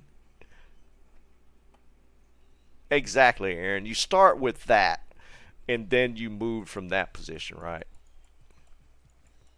Good I mean, you afternoon. start with a basic respect for with anybody that you work with, and then the needle moves depending on how they act.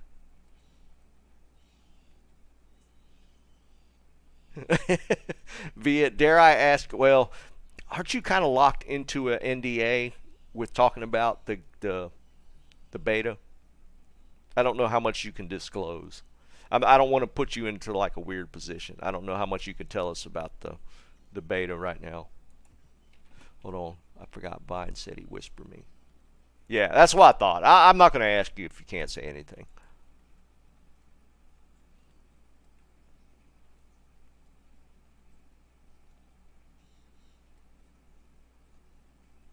Uh, Vine, I would 100% do that. I'm always willing to gamble. I would do that gamble, 100%, dude.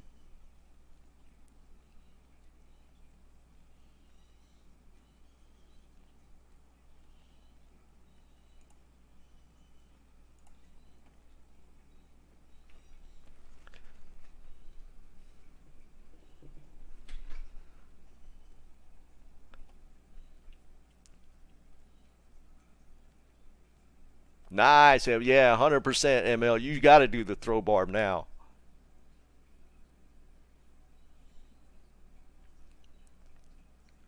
Wow, Dennis, that's actually kind of nuts. Somebody else said they found something crazy in Den. Or were they saying maybe it was Llama? They were telling me that Llama found like a Griffin's in Den. Was that what it was? Vine, do you care if I disclose the bet right now? Or should we wait to see if you can put your hands on a low rune? It was Griffin's? Like Llama found a Griffin's in Den or something?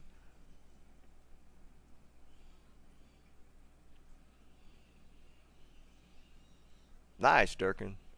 Two SOJs? That's crazy. I haven't found an SOJ since non-ladder before the first season.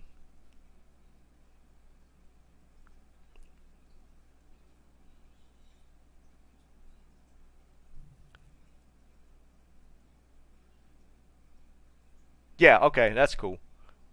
I'll let y'all know after Line and Vine and I get things worked out. Now, can you say this, Viet? Can you say whether you enjoyed it so far or not, at least? Will that be too much? Have you enjoyed the beta so far?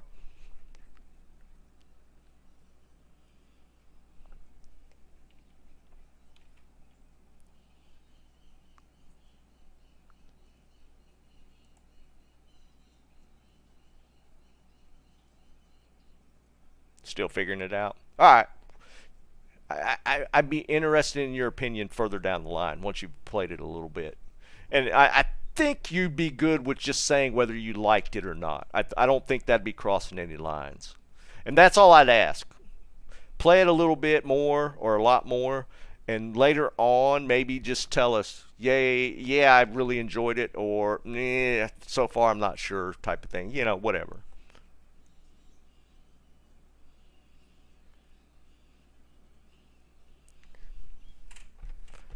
Oh, actually feel my blood sugar going down a little bit.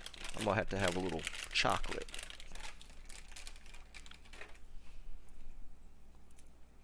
This is my low blood sugar medicine. A Dove chocolate. I keep a bag next to my desk.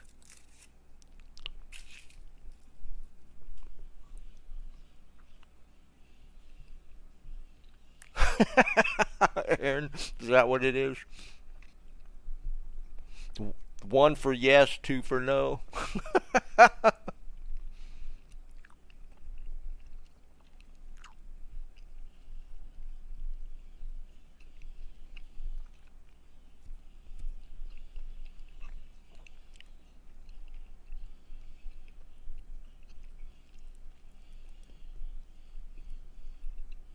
Oh, you're playing it on controller or on a console? That's interesting.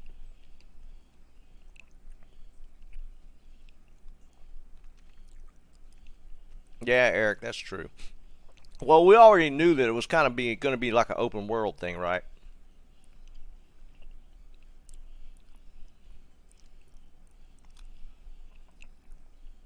Oh, ML, you've been playing it too?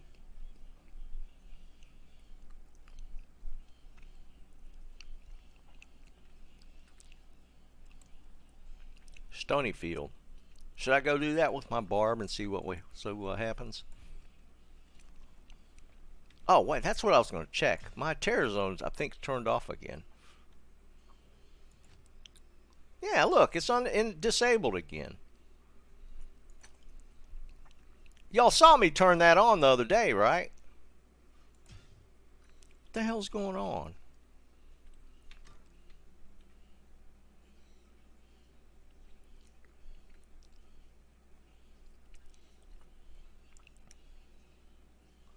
Oh, really, ML? I didn't know that. Oh, you're serious? They literally paid you to play. How do you get on that list?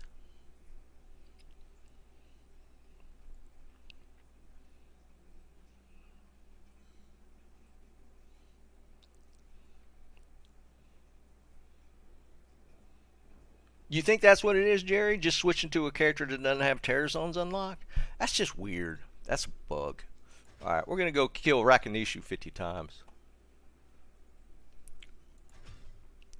That's actually really cool, ML. That they actually invited you to do that and pay you for it. That's actually kind of crazy.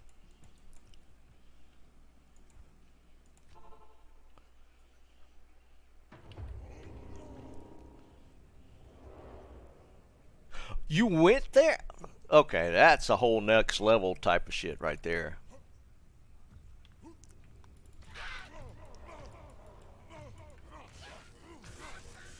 You actually got to go in and do it. That's next level.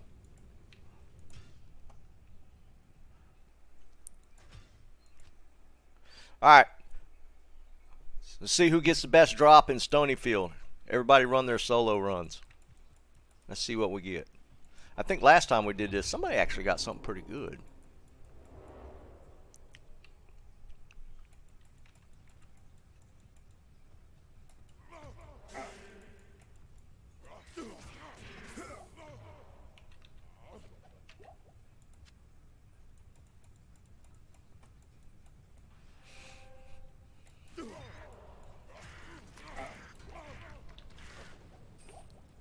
I just try and get to Rakinishu and reset. So whatever I kill along the way is usually how I do these runs. Usually hit a lot of bosses along the way. I am overburdened.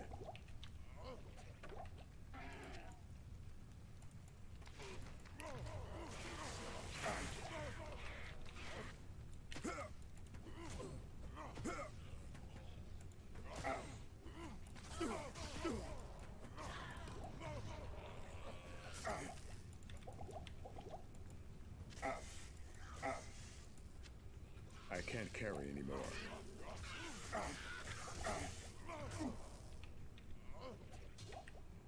Ooh, and there's the can't first carry one. anymore. Sunder. Fire Sunder 85. I'm not even keeping these, man.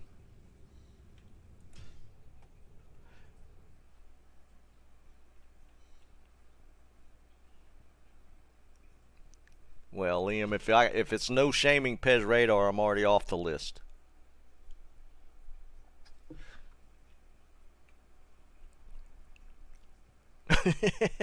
Aaron.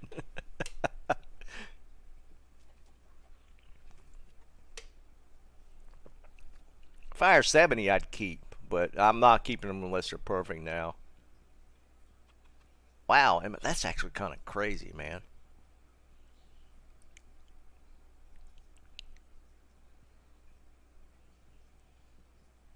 Wait, Liam, you just got an Omaroon?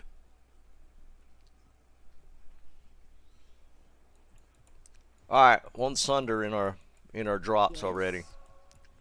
Sunders don't count though. It's gotta be something besides a Sunder. I guess maybe 70. Oh, last time. Yeah. Oh, that's right. Yeah. In fact, it was Stony, wasn't it? We were doing Stony last time we did this. It's like see who could get the best drop. I feel like Stony is one of the better ones to like just go run solo, just because you just like do the whole Rakinishu and then reset. I can't carry anymore.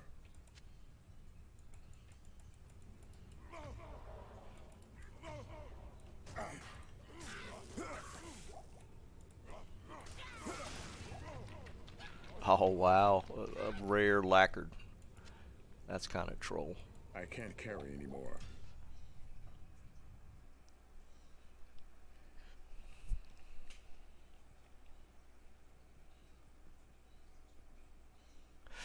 Some guy, I prefer to like, if there's like a super unique or a unique like Rakinishu, I play to him and then reset.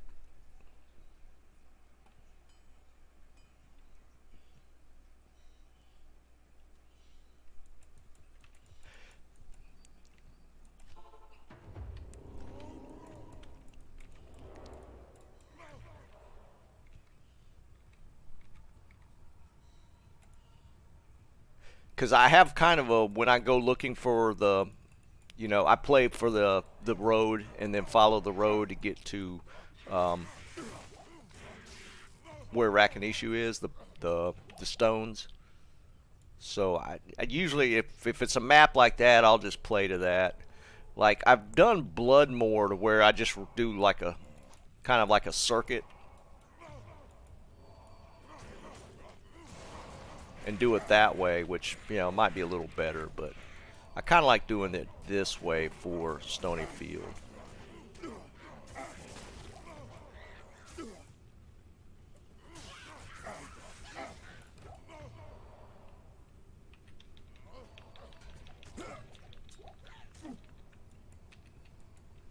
Just reset.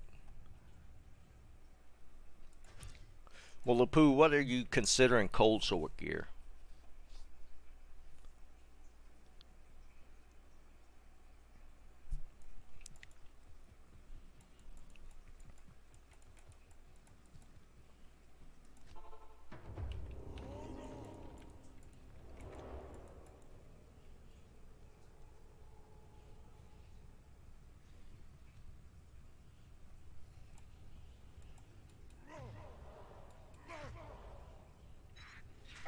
Nice, Durkin. I found the Tau Ami pretty early. I don't remember where that dropped. And obviously, I want the Tau armor. I'm going to put it on my barb.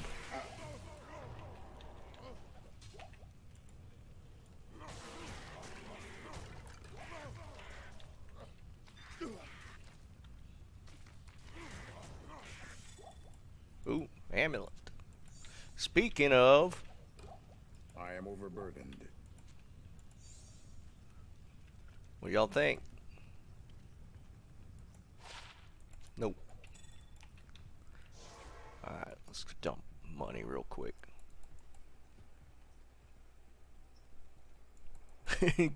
Yeah, kinda. Yeah, cold sort gear. Cold sunder.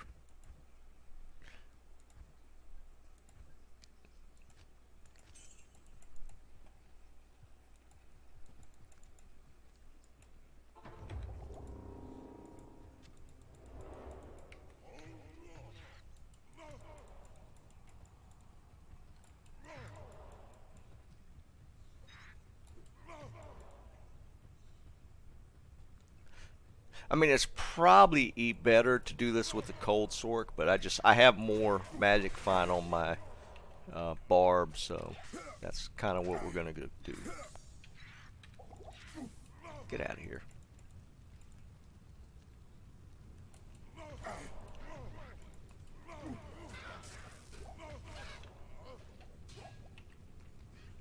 And full rejuice for later. Nah, Vine, I found the jaw rune, so I'm halfway there.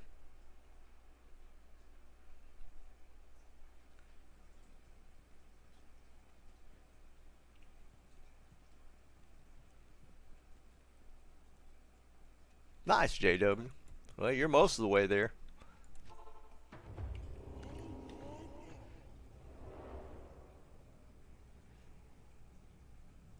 I hear you, Lupu. Yeah, no, I can understand that for sure.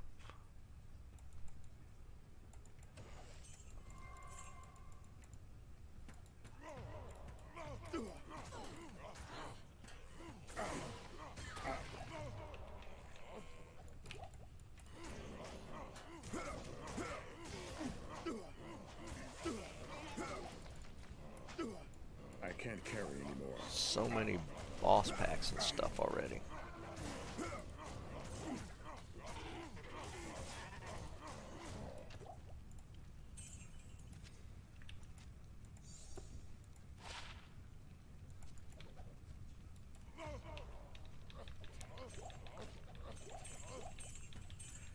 And then the argument for loot filter starts.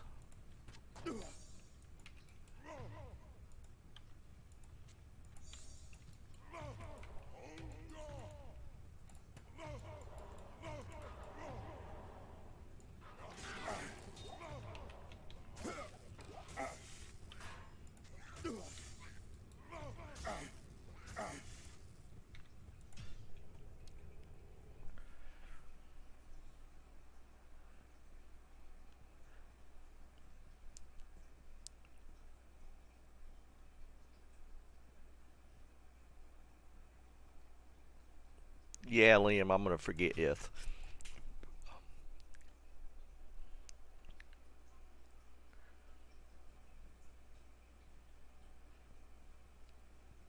$71.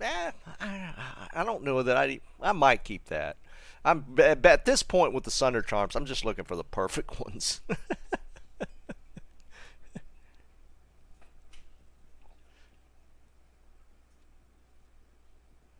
Yeah, I don't like hide and seek.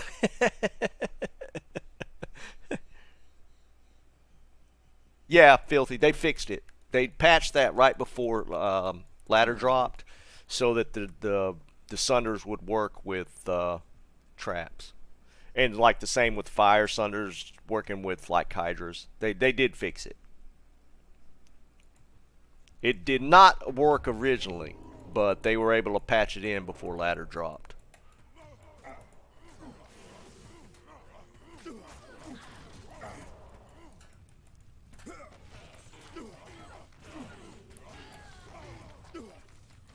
3 bosses right here together.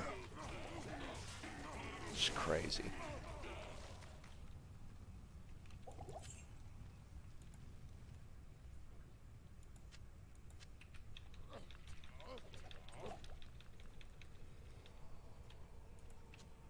I might dump full rejuves.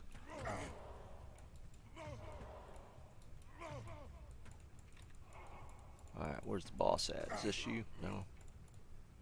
There's a boss here somewhere.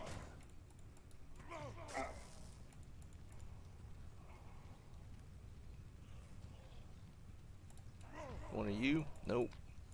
So, well, maybe you? Yeah, there it goes.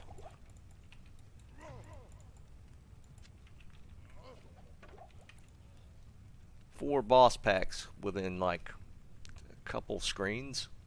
It's kind of crazy.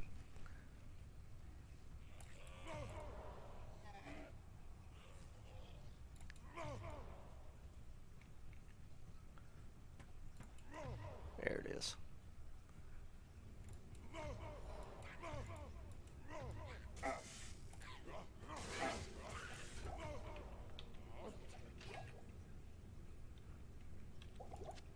For those that don't really have a pattern for finding the portal in Stonyfield, I'll show y'all how I do this. Some people might not have a pattern for this. I've always done this.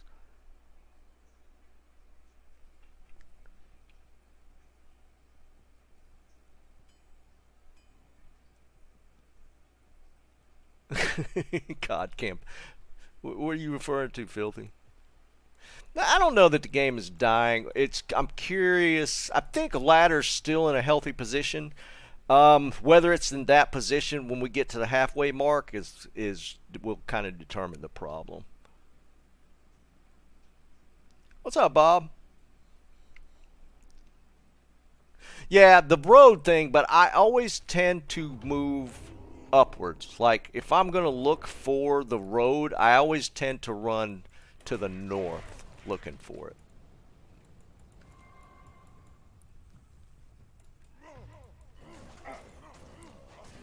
Champ pack. We'll kill this real quick.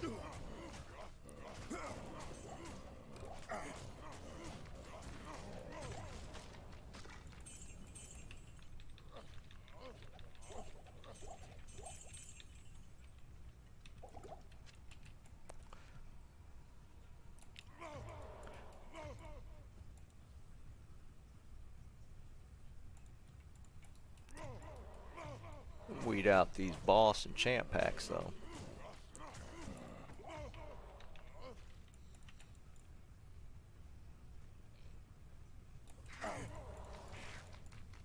And usually, you know, when I run up, you usually hit the road at some point, and then you just follow the road for the portal, because it'll pop on the map.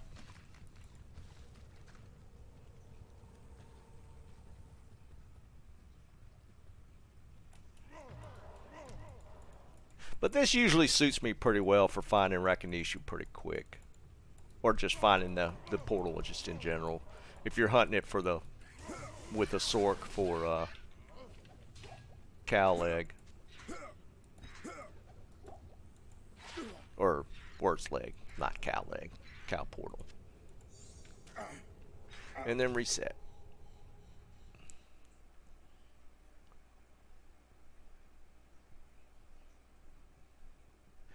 Bob, Stony I don't mind doing, and we're kind of seeing who could get the best drop. Not that there's no contest or anything, but we'll have to drop. Let's just drop them here. It's another thing. I wish they'd add the ability to shift click out of the cube in your inventory. This part's annoying as well.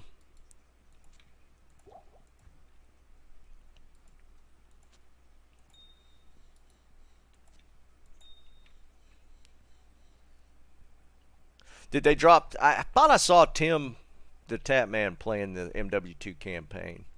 I'm not a campaign guy, so that had no interest for me. I'm not a multiplayer guy either, so I won't. I will definitely, and I know I've said this before. I'll be down for the Warzone when it drops, but I'm not a multiplayer fan.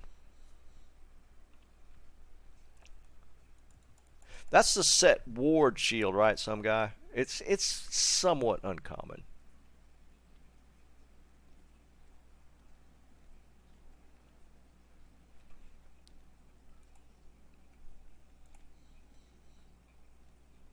Yeah, set ward. It's not a real common drop. It's absolutely worthless, but it's kind of a cool drop if as far as like scratching off the grail because it's not that common.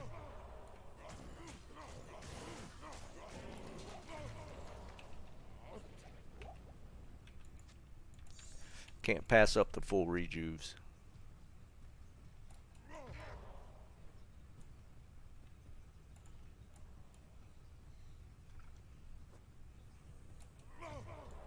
That's a boss.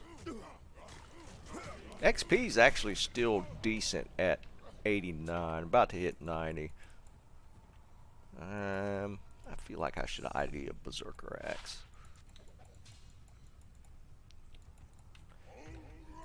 That Berserker Axe back in the day, what were they hunting for back before? Was it pre-LOD or pre-110? I don't remember which one it was. That Berserker Axe, if you could get it to spawn with, it's like Cruelty mod, maybe Fools. There was a couple different mods you could spawn on that blue Berserker Axe that people looked for. I know Cruelty was one of them. I don't remember what the other ones might have been.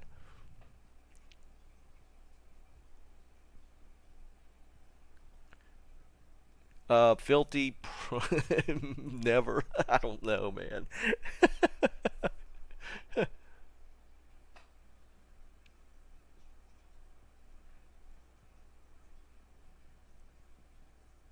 Yeah, buying for sure, dude.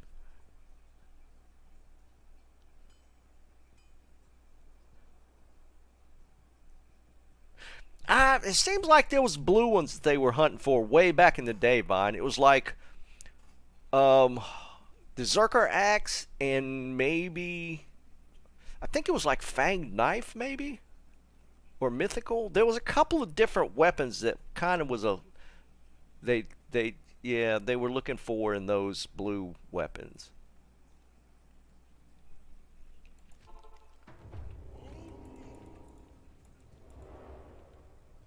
I just don't remember what it was. There was some value in one of the blue setups.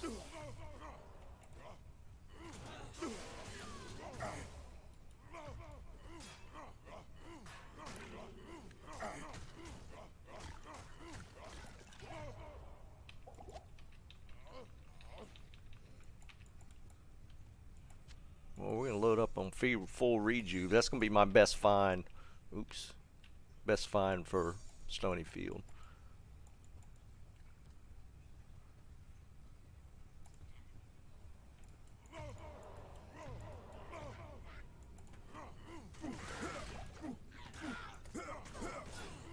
Can't pass up the champ packs.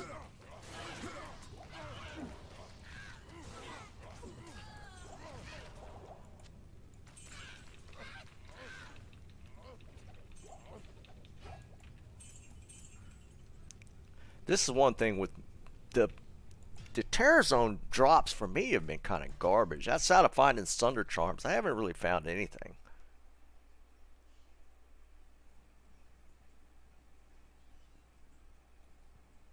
Alright, Vine, let me know how it goes, dude.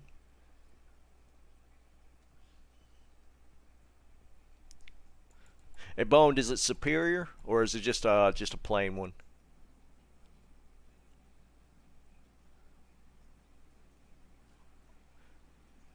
Louis, he's dead. I should pull him out for this. I should. Yeah, I'll res him on the next one. He'd probably be fine in here. He died when I was running Trav earlier, and I just haven't resed him.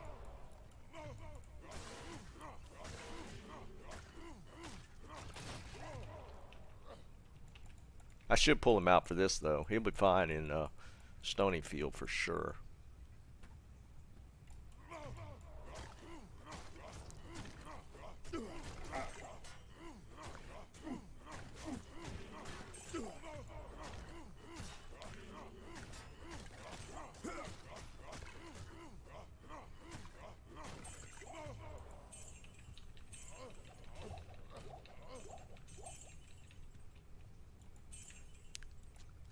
Does anybody ever feel like when they're killing skeleton mobs, they need to be using a blunt weapon?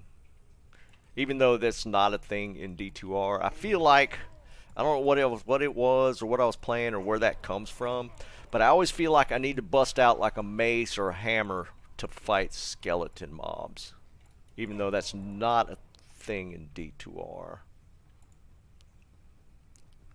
I don't know where that comes from. Is it a WoW thing? Somewhere in my gaming, I feel like that was a thing somewhere where you had to use a blunt weapon when fighting skeletons. A Spirit Shroud, I don't need that.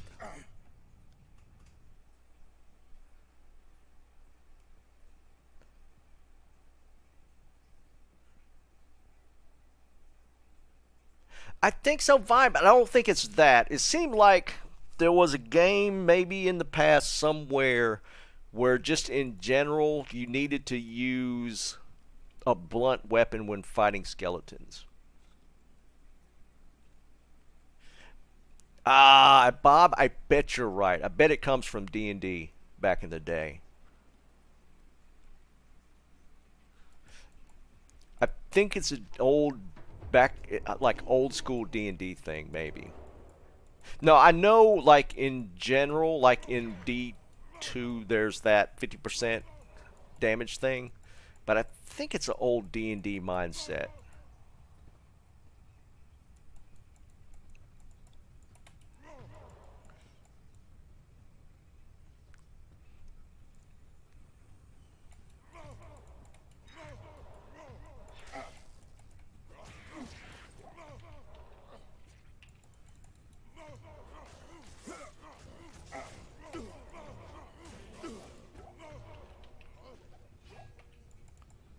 That's got to be it. I'm almost positive that's what it is.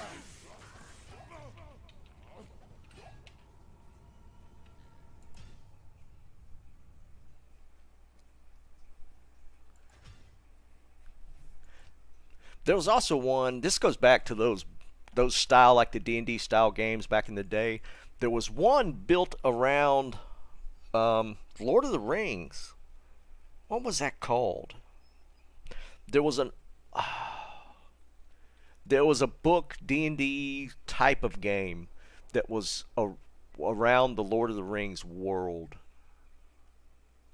I don't remember what that game was called. I don't know if you guys ever saw that one. I actually played that one a lot. It was pretty fun.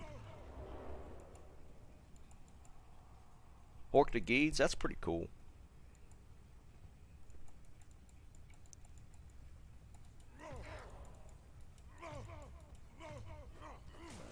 I still need a good Guides to drop.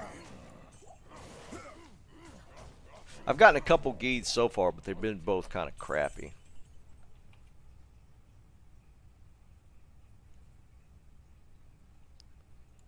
Dragon, I don't remember. I think I still have the books. Now I'm thinking about it. I bet I got those books still in the drawer.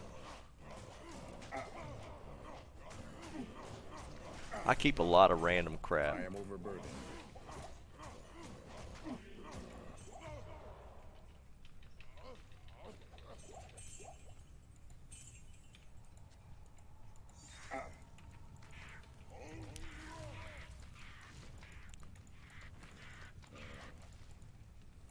I'm gonna look here in a second.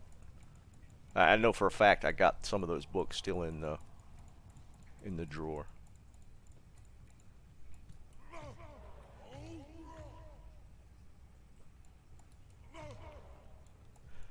Nightwings are probably pretty hot commodity right now with all the cold sorts that are running.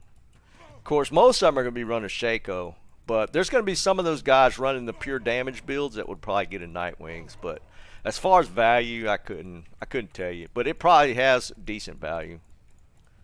Because there's some guys that love to run just pure damage builds for kill speed that would be wanting a Nightwings.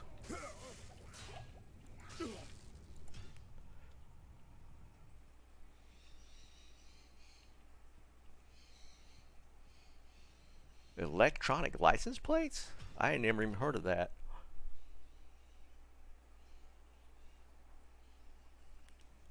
Some guy. I think I still have mine somewhere.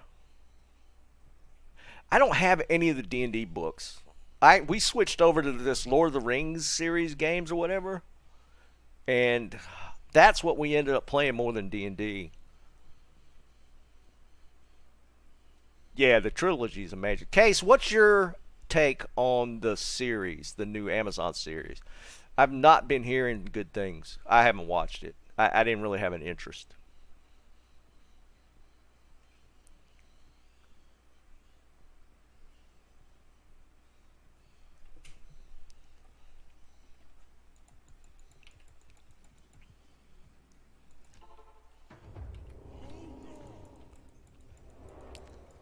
I heard the season finale was like disappointing.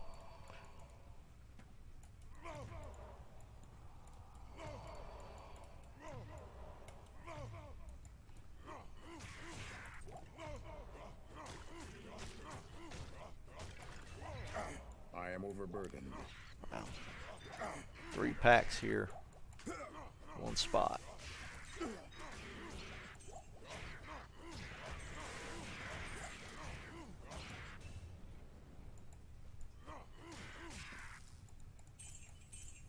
I am overburdened. All right, now the fun part.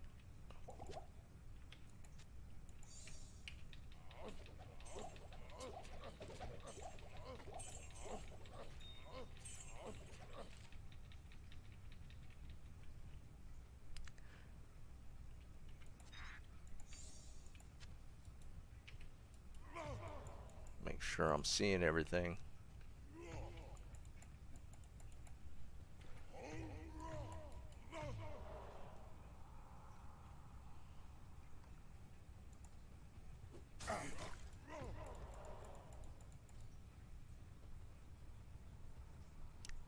I'm afraid to trust Amazon anymore because what they did to my Wheel of Time series.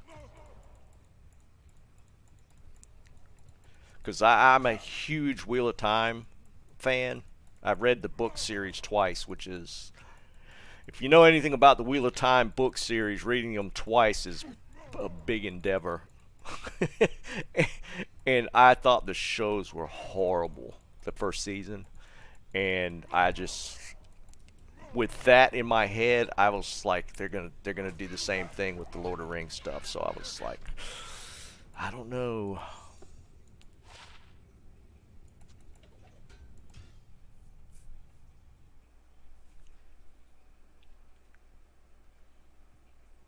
See you, some guy. Have a good one, dude.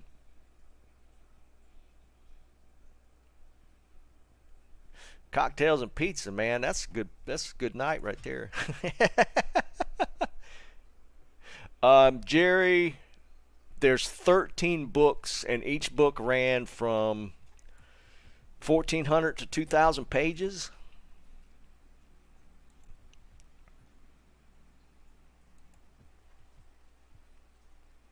Trav's not going to be. Trav has a. Yeah, I can farm Trav on my barb. I can't go full in with this gear setup, but I can farm. I can pull about half a Trav at a time and kill it. So Trav is not horrible, and I can do it when it's a terror zone as well, which is a little more difficult, but it's not too bad. I just have to make sure I got full rejuves, which is what we're doing now. Stonyfield Terror Zone's pretty straightforward. I mean, you can farm Stonyfield Terror Zone with like the most gimped setup, and you can farm it pretty easy.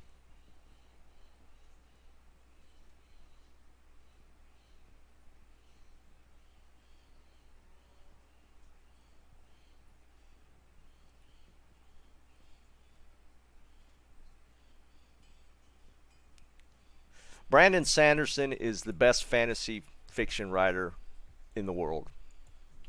Just going to put that out there. I've read every single one of his books multiple times.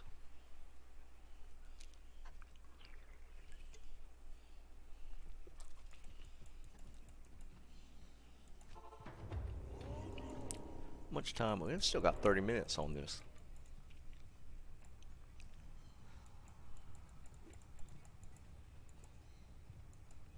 No, Lapoo, I don't actually.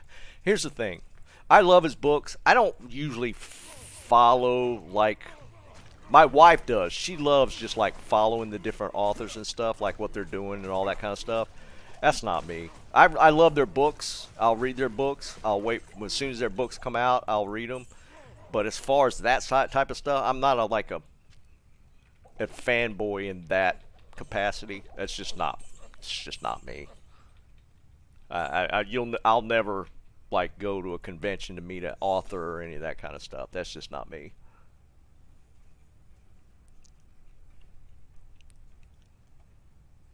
You alright, fine?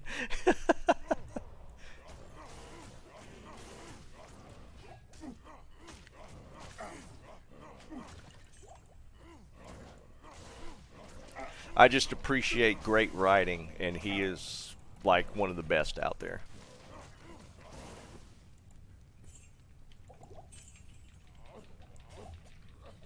Man, I just don't get squat from these terror zones, man.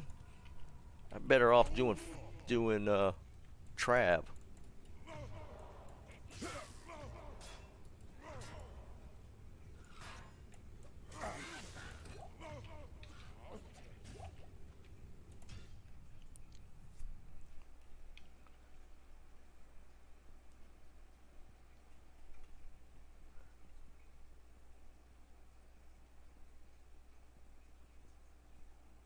Where's it happen at, Lapoo? I mean, my wife would be all over it. She loves Brandon Sanderson as well, and she'll like watch like his. I guess he does like podcasts or he does something. I don't pay attention to him, but he's like does some stuff like that. She'll check it out. She loves his work as well. But I don't know. I just appreciate good authors. Oh, well, yeah, of course. That makes sense. I didn't know if he was doing some touring or something, like a book signing or something.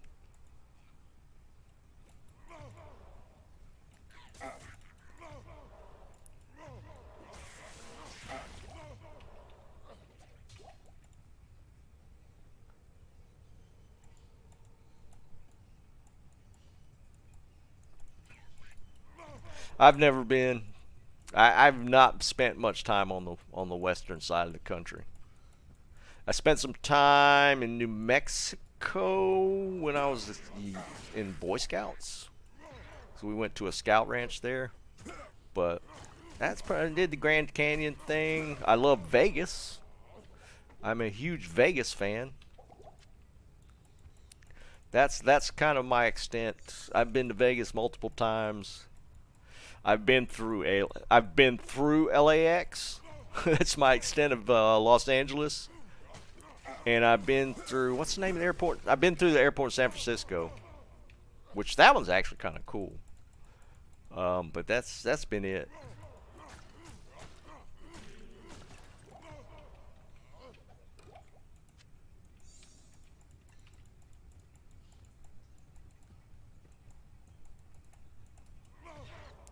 Oh, really, Case? Yeah, dude.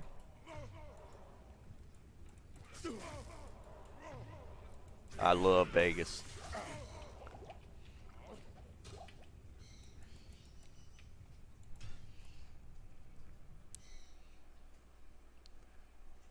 In Asheville. That's not that far west, Tyler.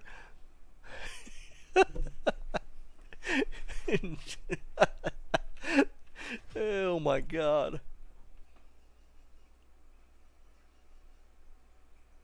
Oh, I love crawfish too. Yeah, Tyler, that's pretty limited. Oh, that's funny, dude.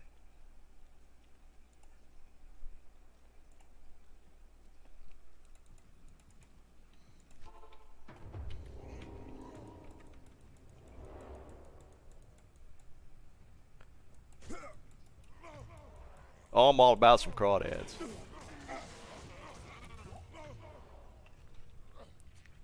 Another blue lacquered plate. It's trying to give me a towel. Apparently my magic fine's not high enough.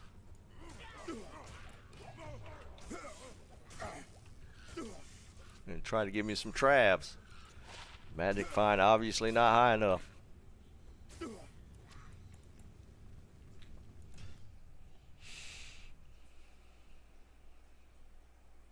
Nah, I feel you, Tyler. Some people just don't. Yeah, they were all right. The order welcomes you. If I kept everything that was okay, I wouldn't have any inventory space.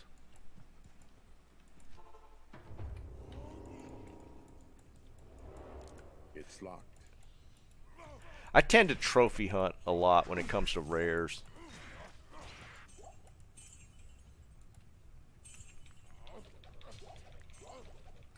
Might be a bad thing, but I don't know. I don't like keep just like okay.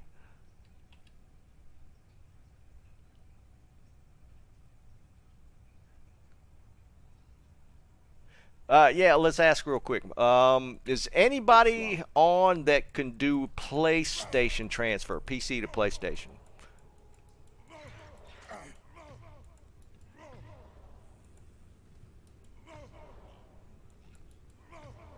Where you at, Rack? There you are.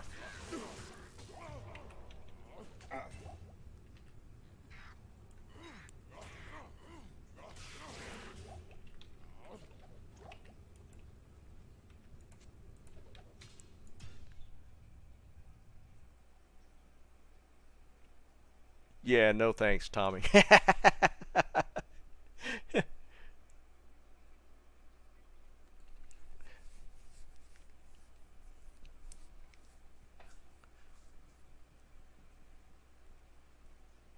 Yeah, Dennis, it's getting tough.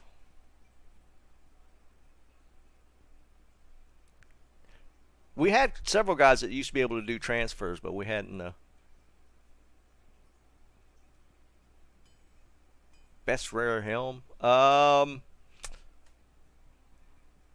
Would be the best place to link it?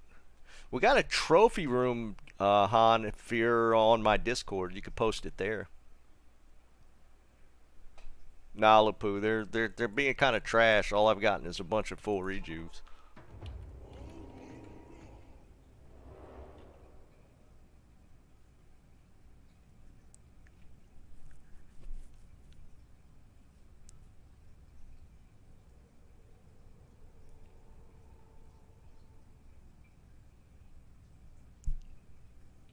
Yeah, we had Care Bear on Discord that did a lot of our transfers, but I think he's doing other things now.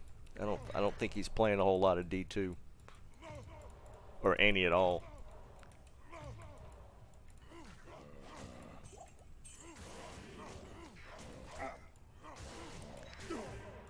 That is one thing I wish they had maybe did some better implementation for, is at least if you can't play together, at least be able to move or make trades between PC and console. Some sort of mechanism to make that kind of a trade happen would have been nice. I mean, not necessarily have to incorporate full play, which, you know, made some sort of trade system or implement a trade system where you could at least move gear directly from a PC player to a console player. I think that should have at least been put in the game if they weren't going to do full cross-play.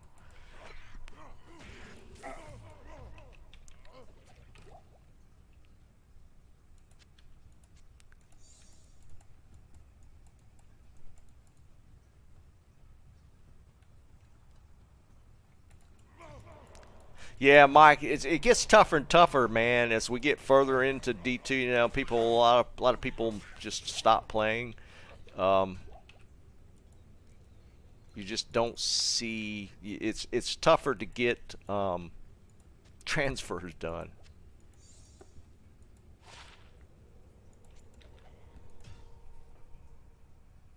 Something like that, Andy. I mean, just some way to do it, man.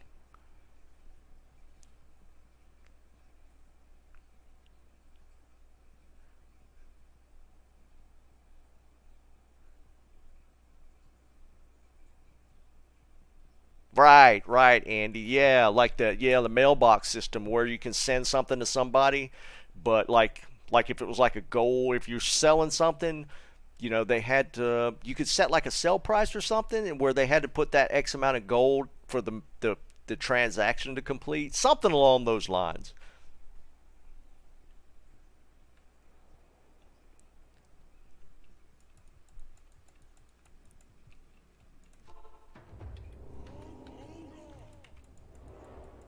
I don't think you could fully implement like that because, you know, most times, a lot of times you're trading items and it would be hard to do that, but I'm sure they could be creative enough to come up with something that would work.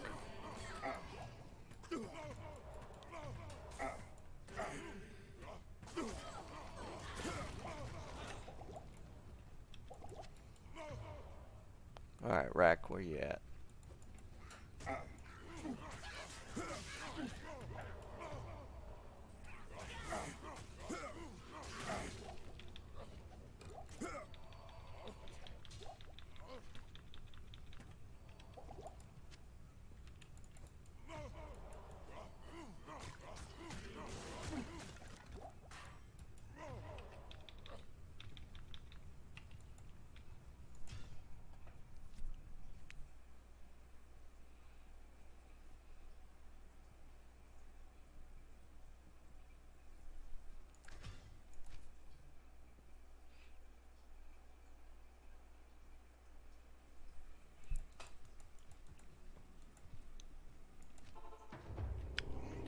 Hey, Mike, which Sunder did I owe you?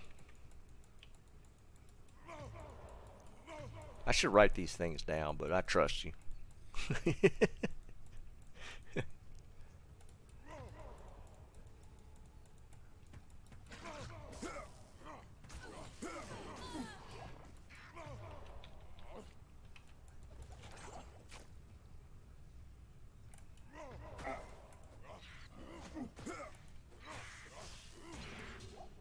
I can't carry anymore. God almighty, die, dude.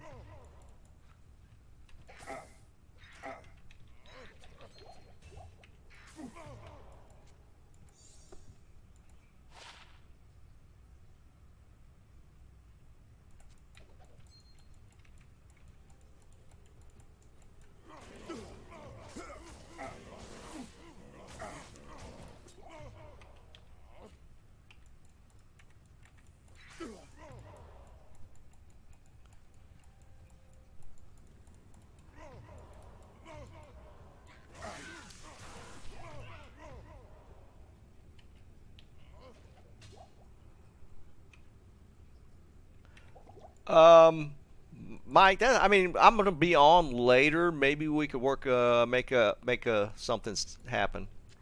I'm gonna be streaming later this evening as well. Okay, Coleman. Yeah, for sure.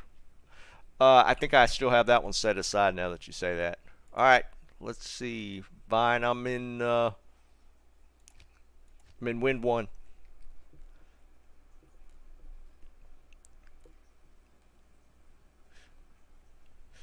I mean, don't you remember asking for the Sunder Charms? I do. I did find a physical one the other day, which was kind of cool. Or yesterday, or the day before, I found a physical Sunder. I don't remember where I have it.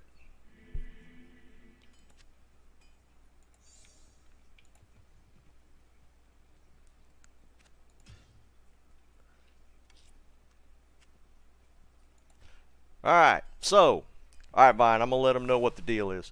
So Vine made me an offer. This is a gamble on his part.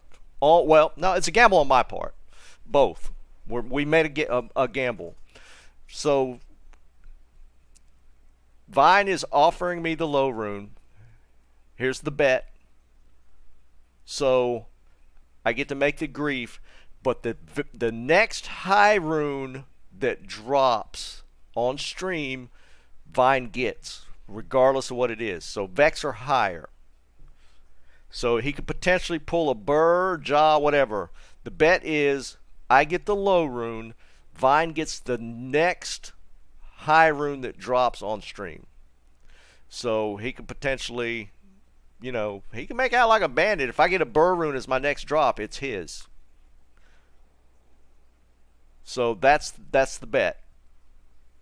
And buying that was the offer.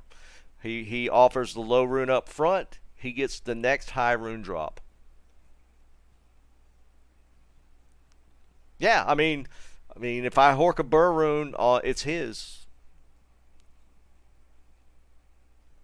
It could be a Vex rune, so he does have losses, but I think it skews a little better in his favor because then well, Sur rune technically has a lower value than low. Burr rune Jaw is technically higher value. Chom is lower. I don't know where Zod falls on that.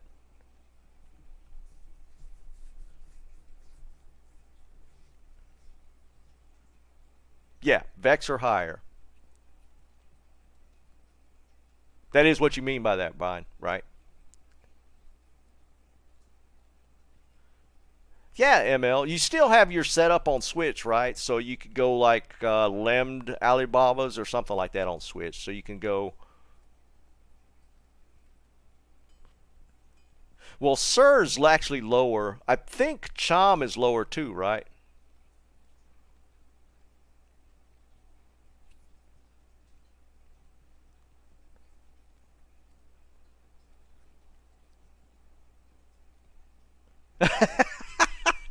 Jerry.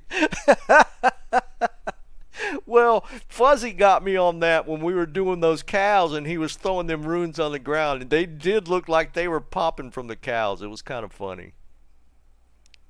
So, I guess technically where he makes out is if it's Jaw or Burr drops. But if you guys know, I've dropped Jaw a lot. That's always been kind of. I think out of the high runes, Jaw's probably my most common one, which is kind of crazy. I've dropped Jaw way more than low rune.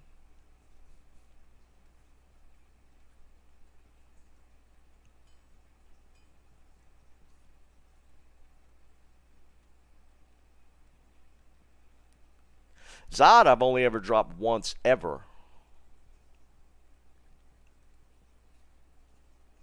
Yeah, Vine. No, I get you, dude. Because I think my ratio. I think if I look at total high runes across the time D2R um, has come out, I want to say my top rune has been Jaw, probably around 10 Jaws. Um, oh well, yeah, I forgot you got bands. Where you're not on my friends list. I think Jaw by far has been my highest rune drop.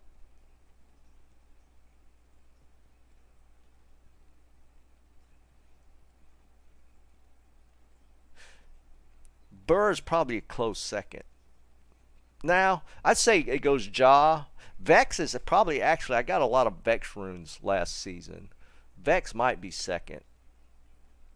It probably goes Jaw, Vex, Burr, and Ohm are maybe close together. Chom, Sur, and Zod are like way at the bottom. I haven't gotten that many of those.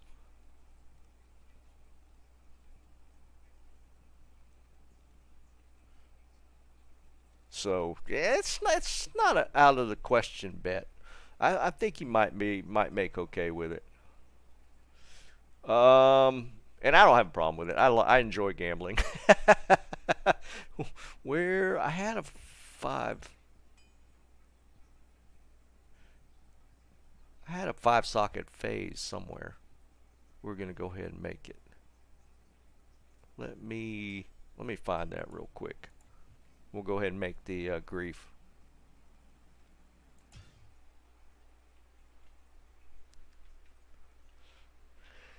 Let's see. I think I got a mule. What's the mule? Maybe it's on the mule. I don't have a grief, so this is not another one. This is my first one.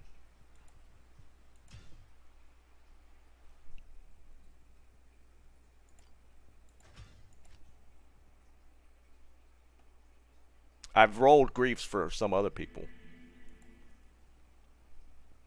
There it is. Yeah, I thought I had one.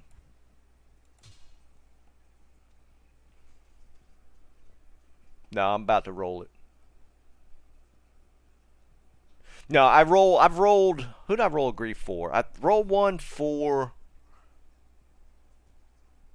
was it Jake? I think I rolled one for Jake that was a decent roll. Then I rolled one for Bob early on in ladder. Bob Ballard. I rolled one for him. Yeah, Tyler. Well, then it'd be a wash, right? Then basically Vine gets his low room back. Yeah, I'm about to roll a grief. Was it yours, Tyler? Oh, you were the one that had multiple griefs, and we actually rolled you a pretty decent one. Was that what it was yesterday?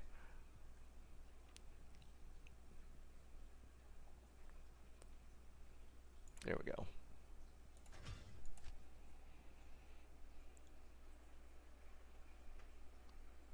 Oh, bone. That's crazy.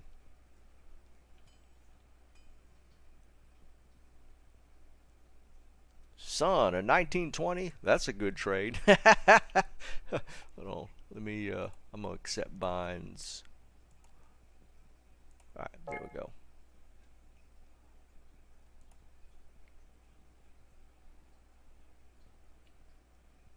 Dude, Bone, that's crazy, man. All right, so let's grab this. What do I do with it? All right, we need to make some room here. All right, somebody give me the grief. I know we did it yesterday, but I don't remember what it was.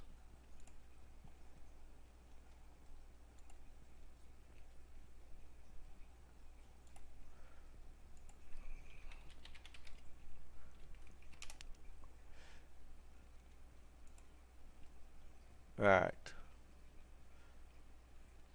F tier low Malral. Okay, yeah, I remember now.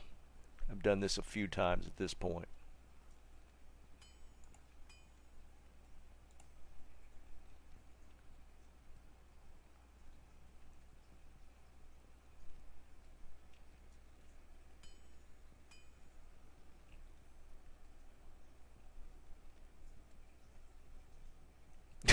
The actual one. All right, so we want F tier low Mal. All right, here we go. F tier low Malral. Not that. KSI, welcome, dude. Welcome to the family. Appreciate you, man. All right, here we go. First grief of the season. Courtesy of the bet with Vine. F tier low Mal Rao. All right, y'all's guesses. This one's mine. I just made a bet with Vine. We got a little gamble going on, so we're going to see what we roll here. I think I'm going to get a good one. And for those that might have missed the bet with Vine, Vine fronted me a low rune, but the bet is my first high rune Vexor higher to drop. Vine gets it. That's the bet.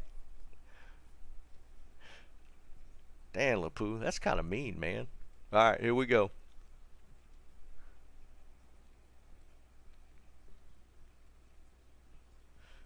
$35,383. That's almost identical to what I just rolled Jake. That's a good one. All right, let's put it somewhere so everybody can see it. All right, let's put it up here. All right, there it is. 35,383. It's pretty decent. That's pretty decent. Yeah, solid. That's a solid one. KSI, I appreciate you, dude. Yeah, I hope it brings you some mojo too, man. So that's where we're sitting for the first one, guys.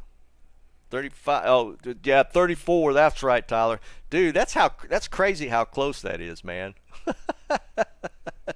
That is crazy how close that is. It is, Lapoo. You're right. So I rolled Tyler's grief yesterday, and I rolled him a 34 383, and today I rolled myself a 35 383. So that's actually kind of funny. So solid roll, solid roll. I will not complain. It's a grief. Who's going to complain? So from here on, first high rune to drop on stream is Vines. So that's where we go from here.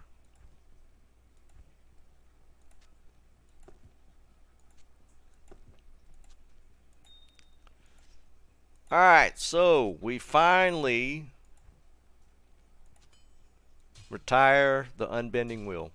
Unbending Will is now retired.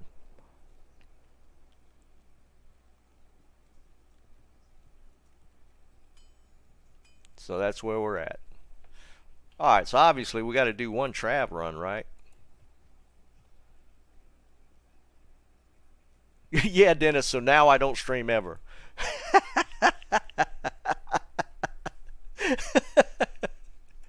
Actually, guys, I'll probably be on this evening at about 8-ish, so we'll be doing some Magic Vine runs tonight.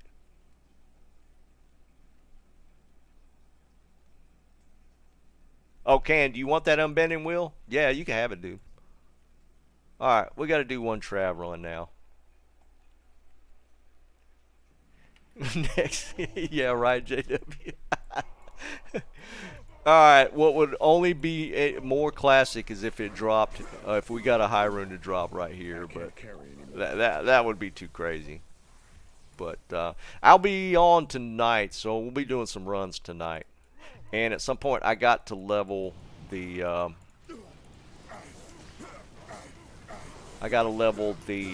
Pally at some point.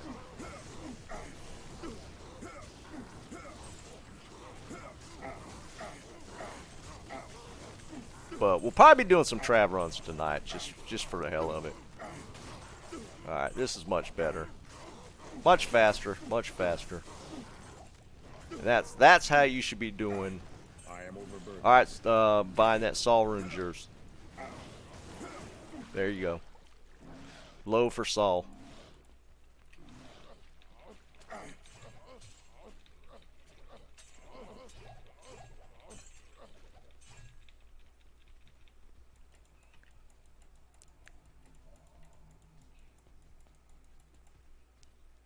I need to push some gold out.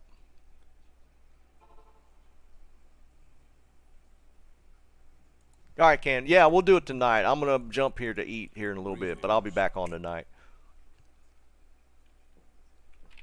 Did it switch to frigid? Blah.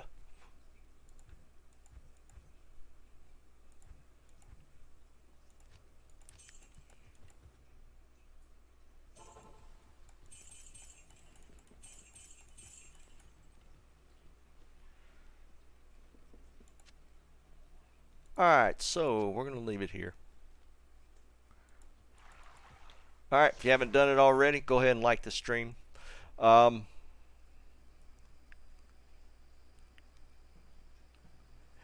I didn't get squat. Yeah, that was kind of disappointing.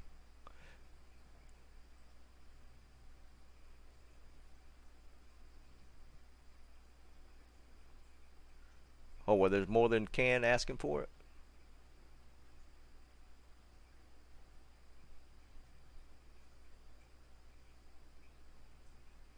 Yeah, right, JW.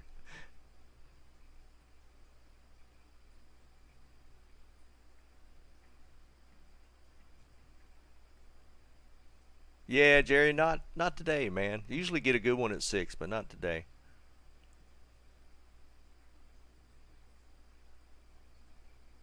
But that's true. I still got the one Snipes gave me. All right, so I'll be back on at 8 tonight to do some runs. We'll see if we can't get Vine paid back tonight. We'll see how it goes. I feel like we're on the brink of another high rune drop, so we'll see what happens. But I'll be doing some runs this evening. Nothing special though. We're not going to do any rushes or anything, but I don't know if I need another fire one, Jezebel. Are they even got any value? Do you need a light one? I might have a light one if you want it. You think so, Can? All right. We'll see what we'll talk about it this evening. I'll be back on at 8, guys. I'm gonna go grab some food. And then I'll be back on stream later this evening at 8 p.m. Eastern. And we'll see what's going on. We'll see what kind of payback Vine gets for his gamble. But I'll catch you guys later. Again, don't forget to like on the way out, and I will be back on in about a couple hours. Peace, guys. I'll catch y'all later.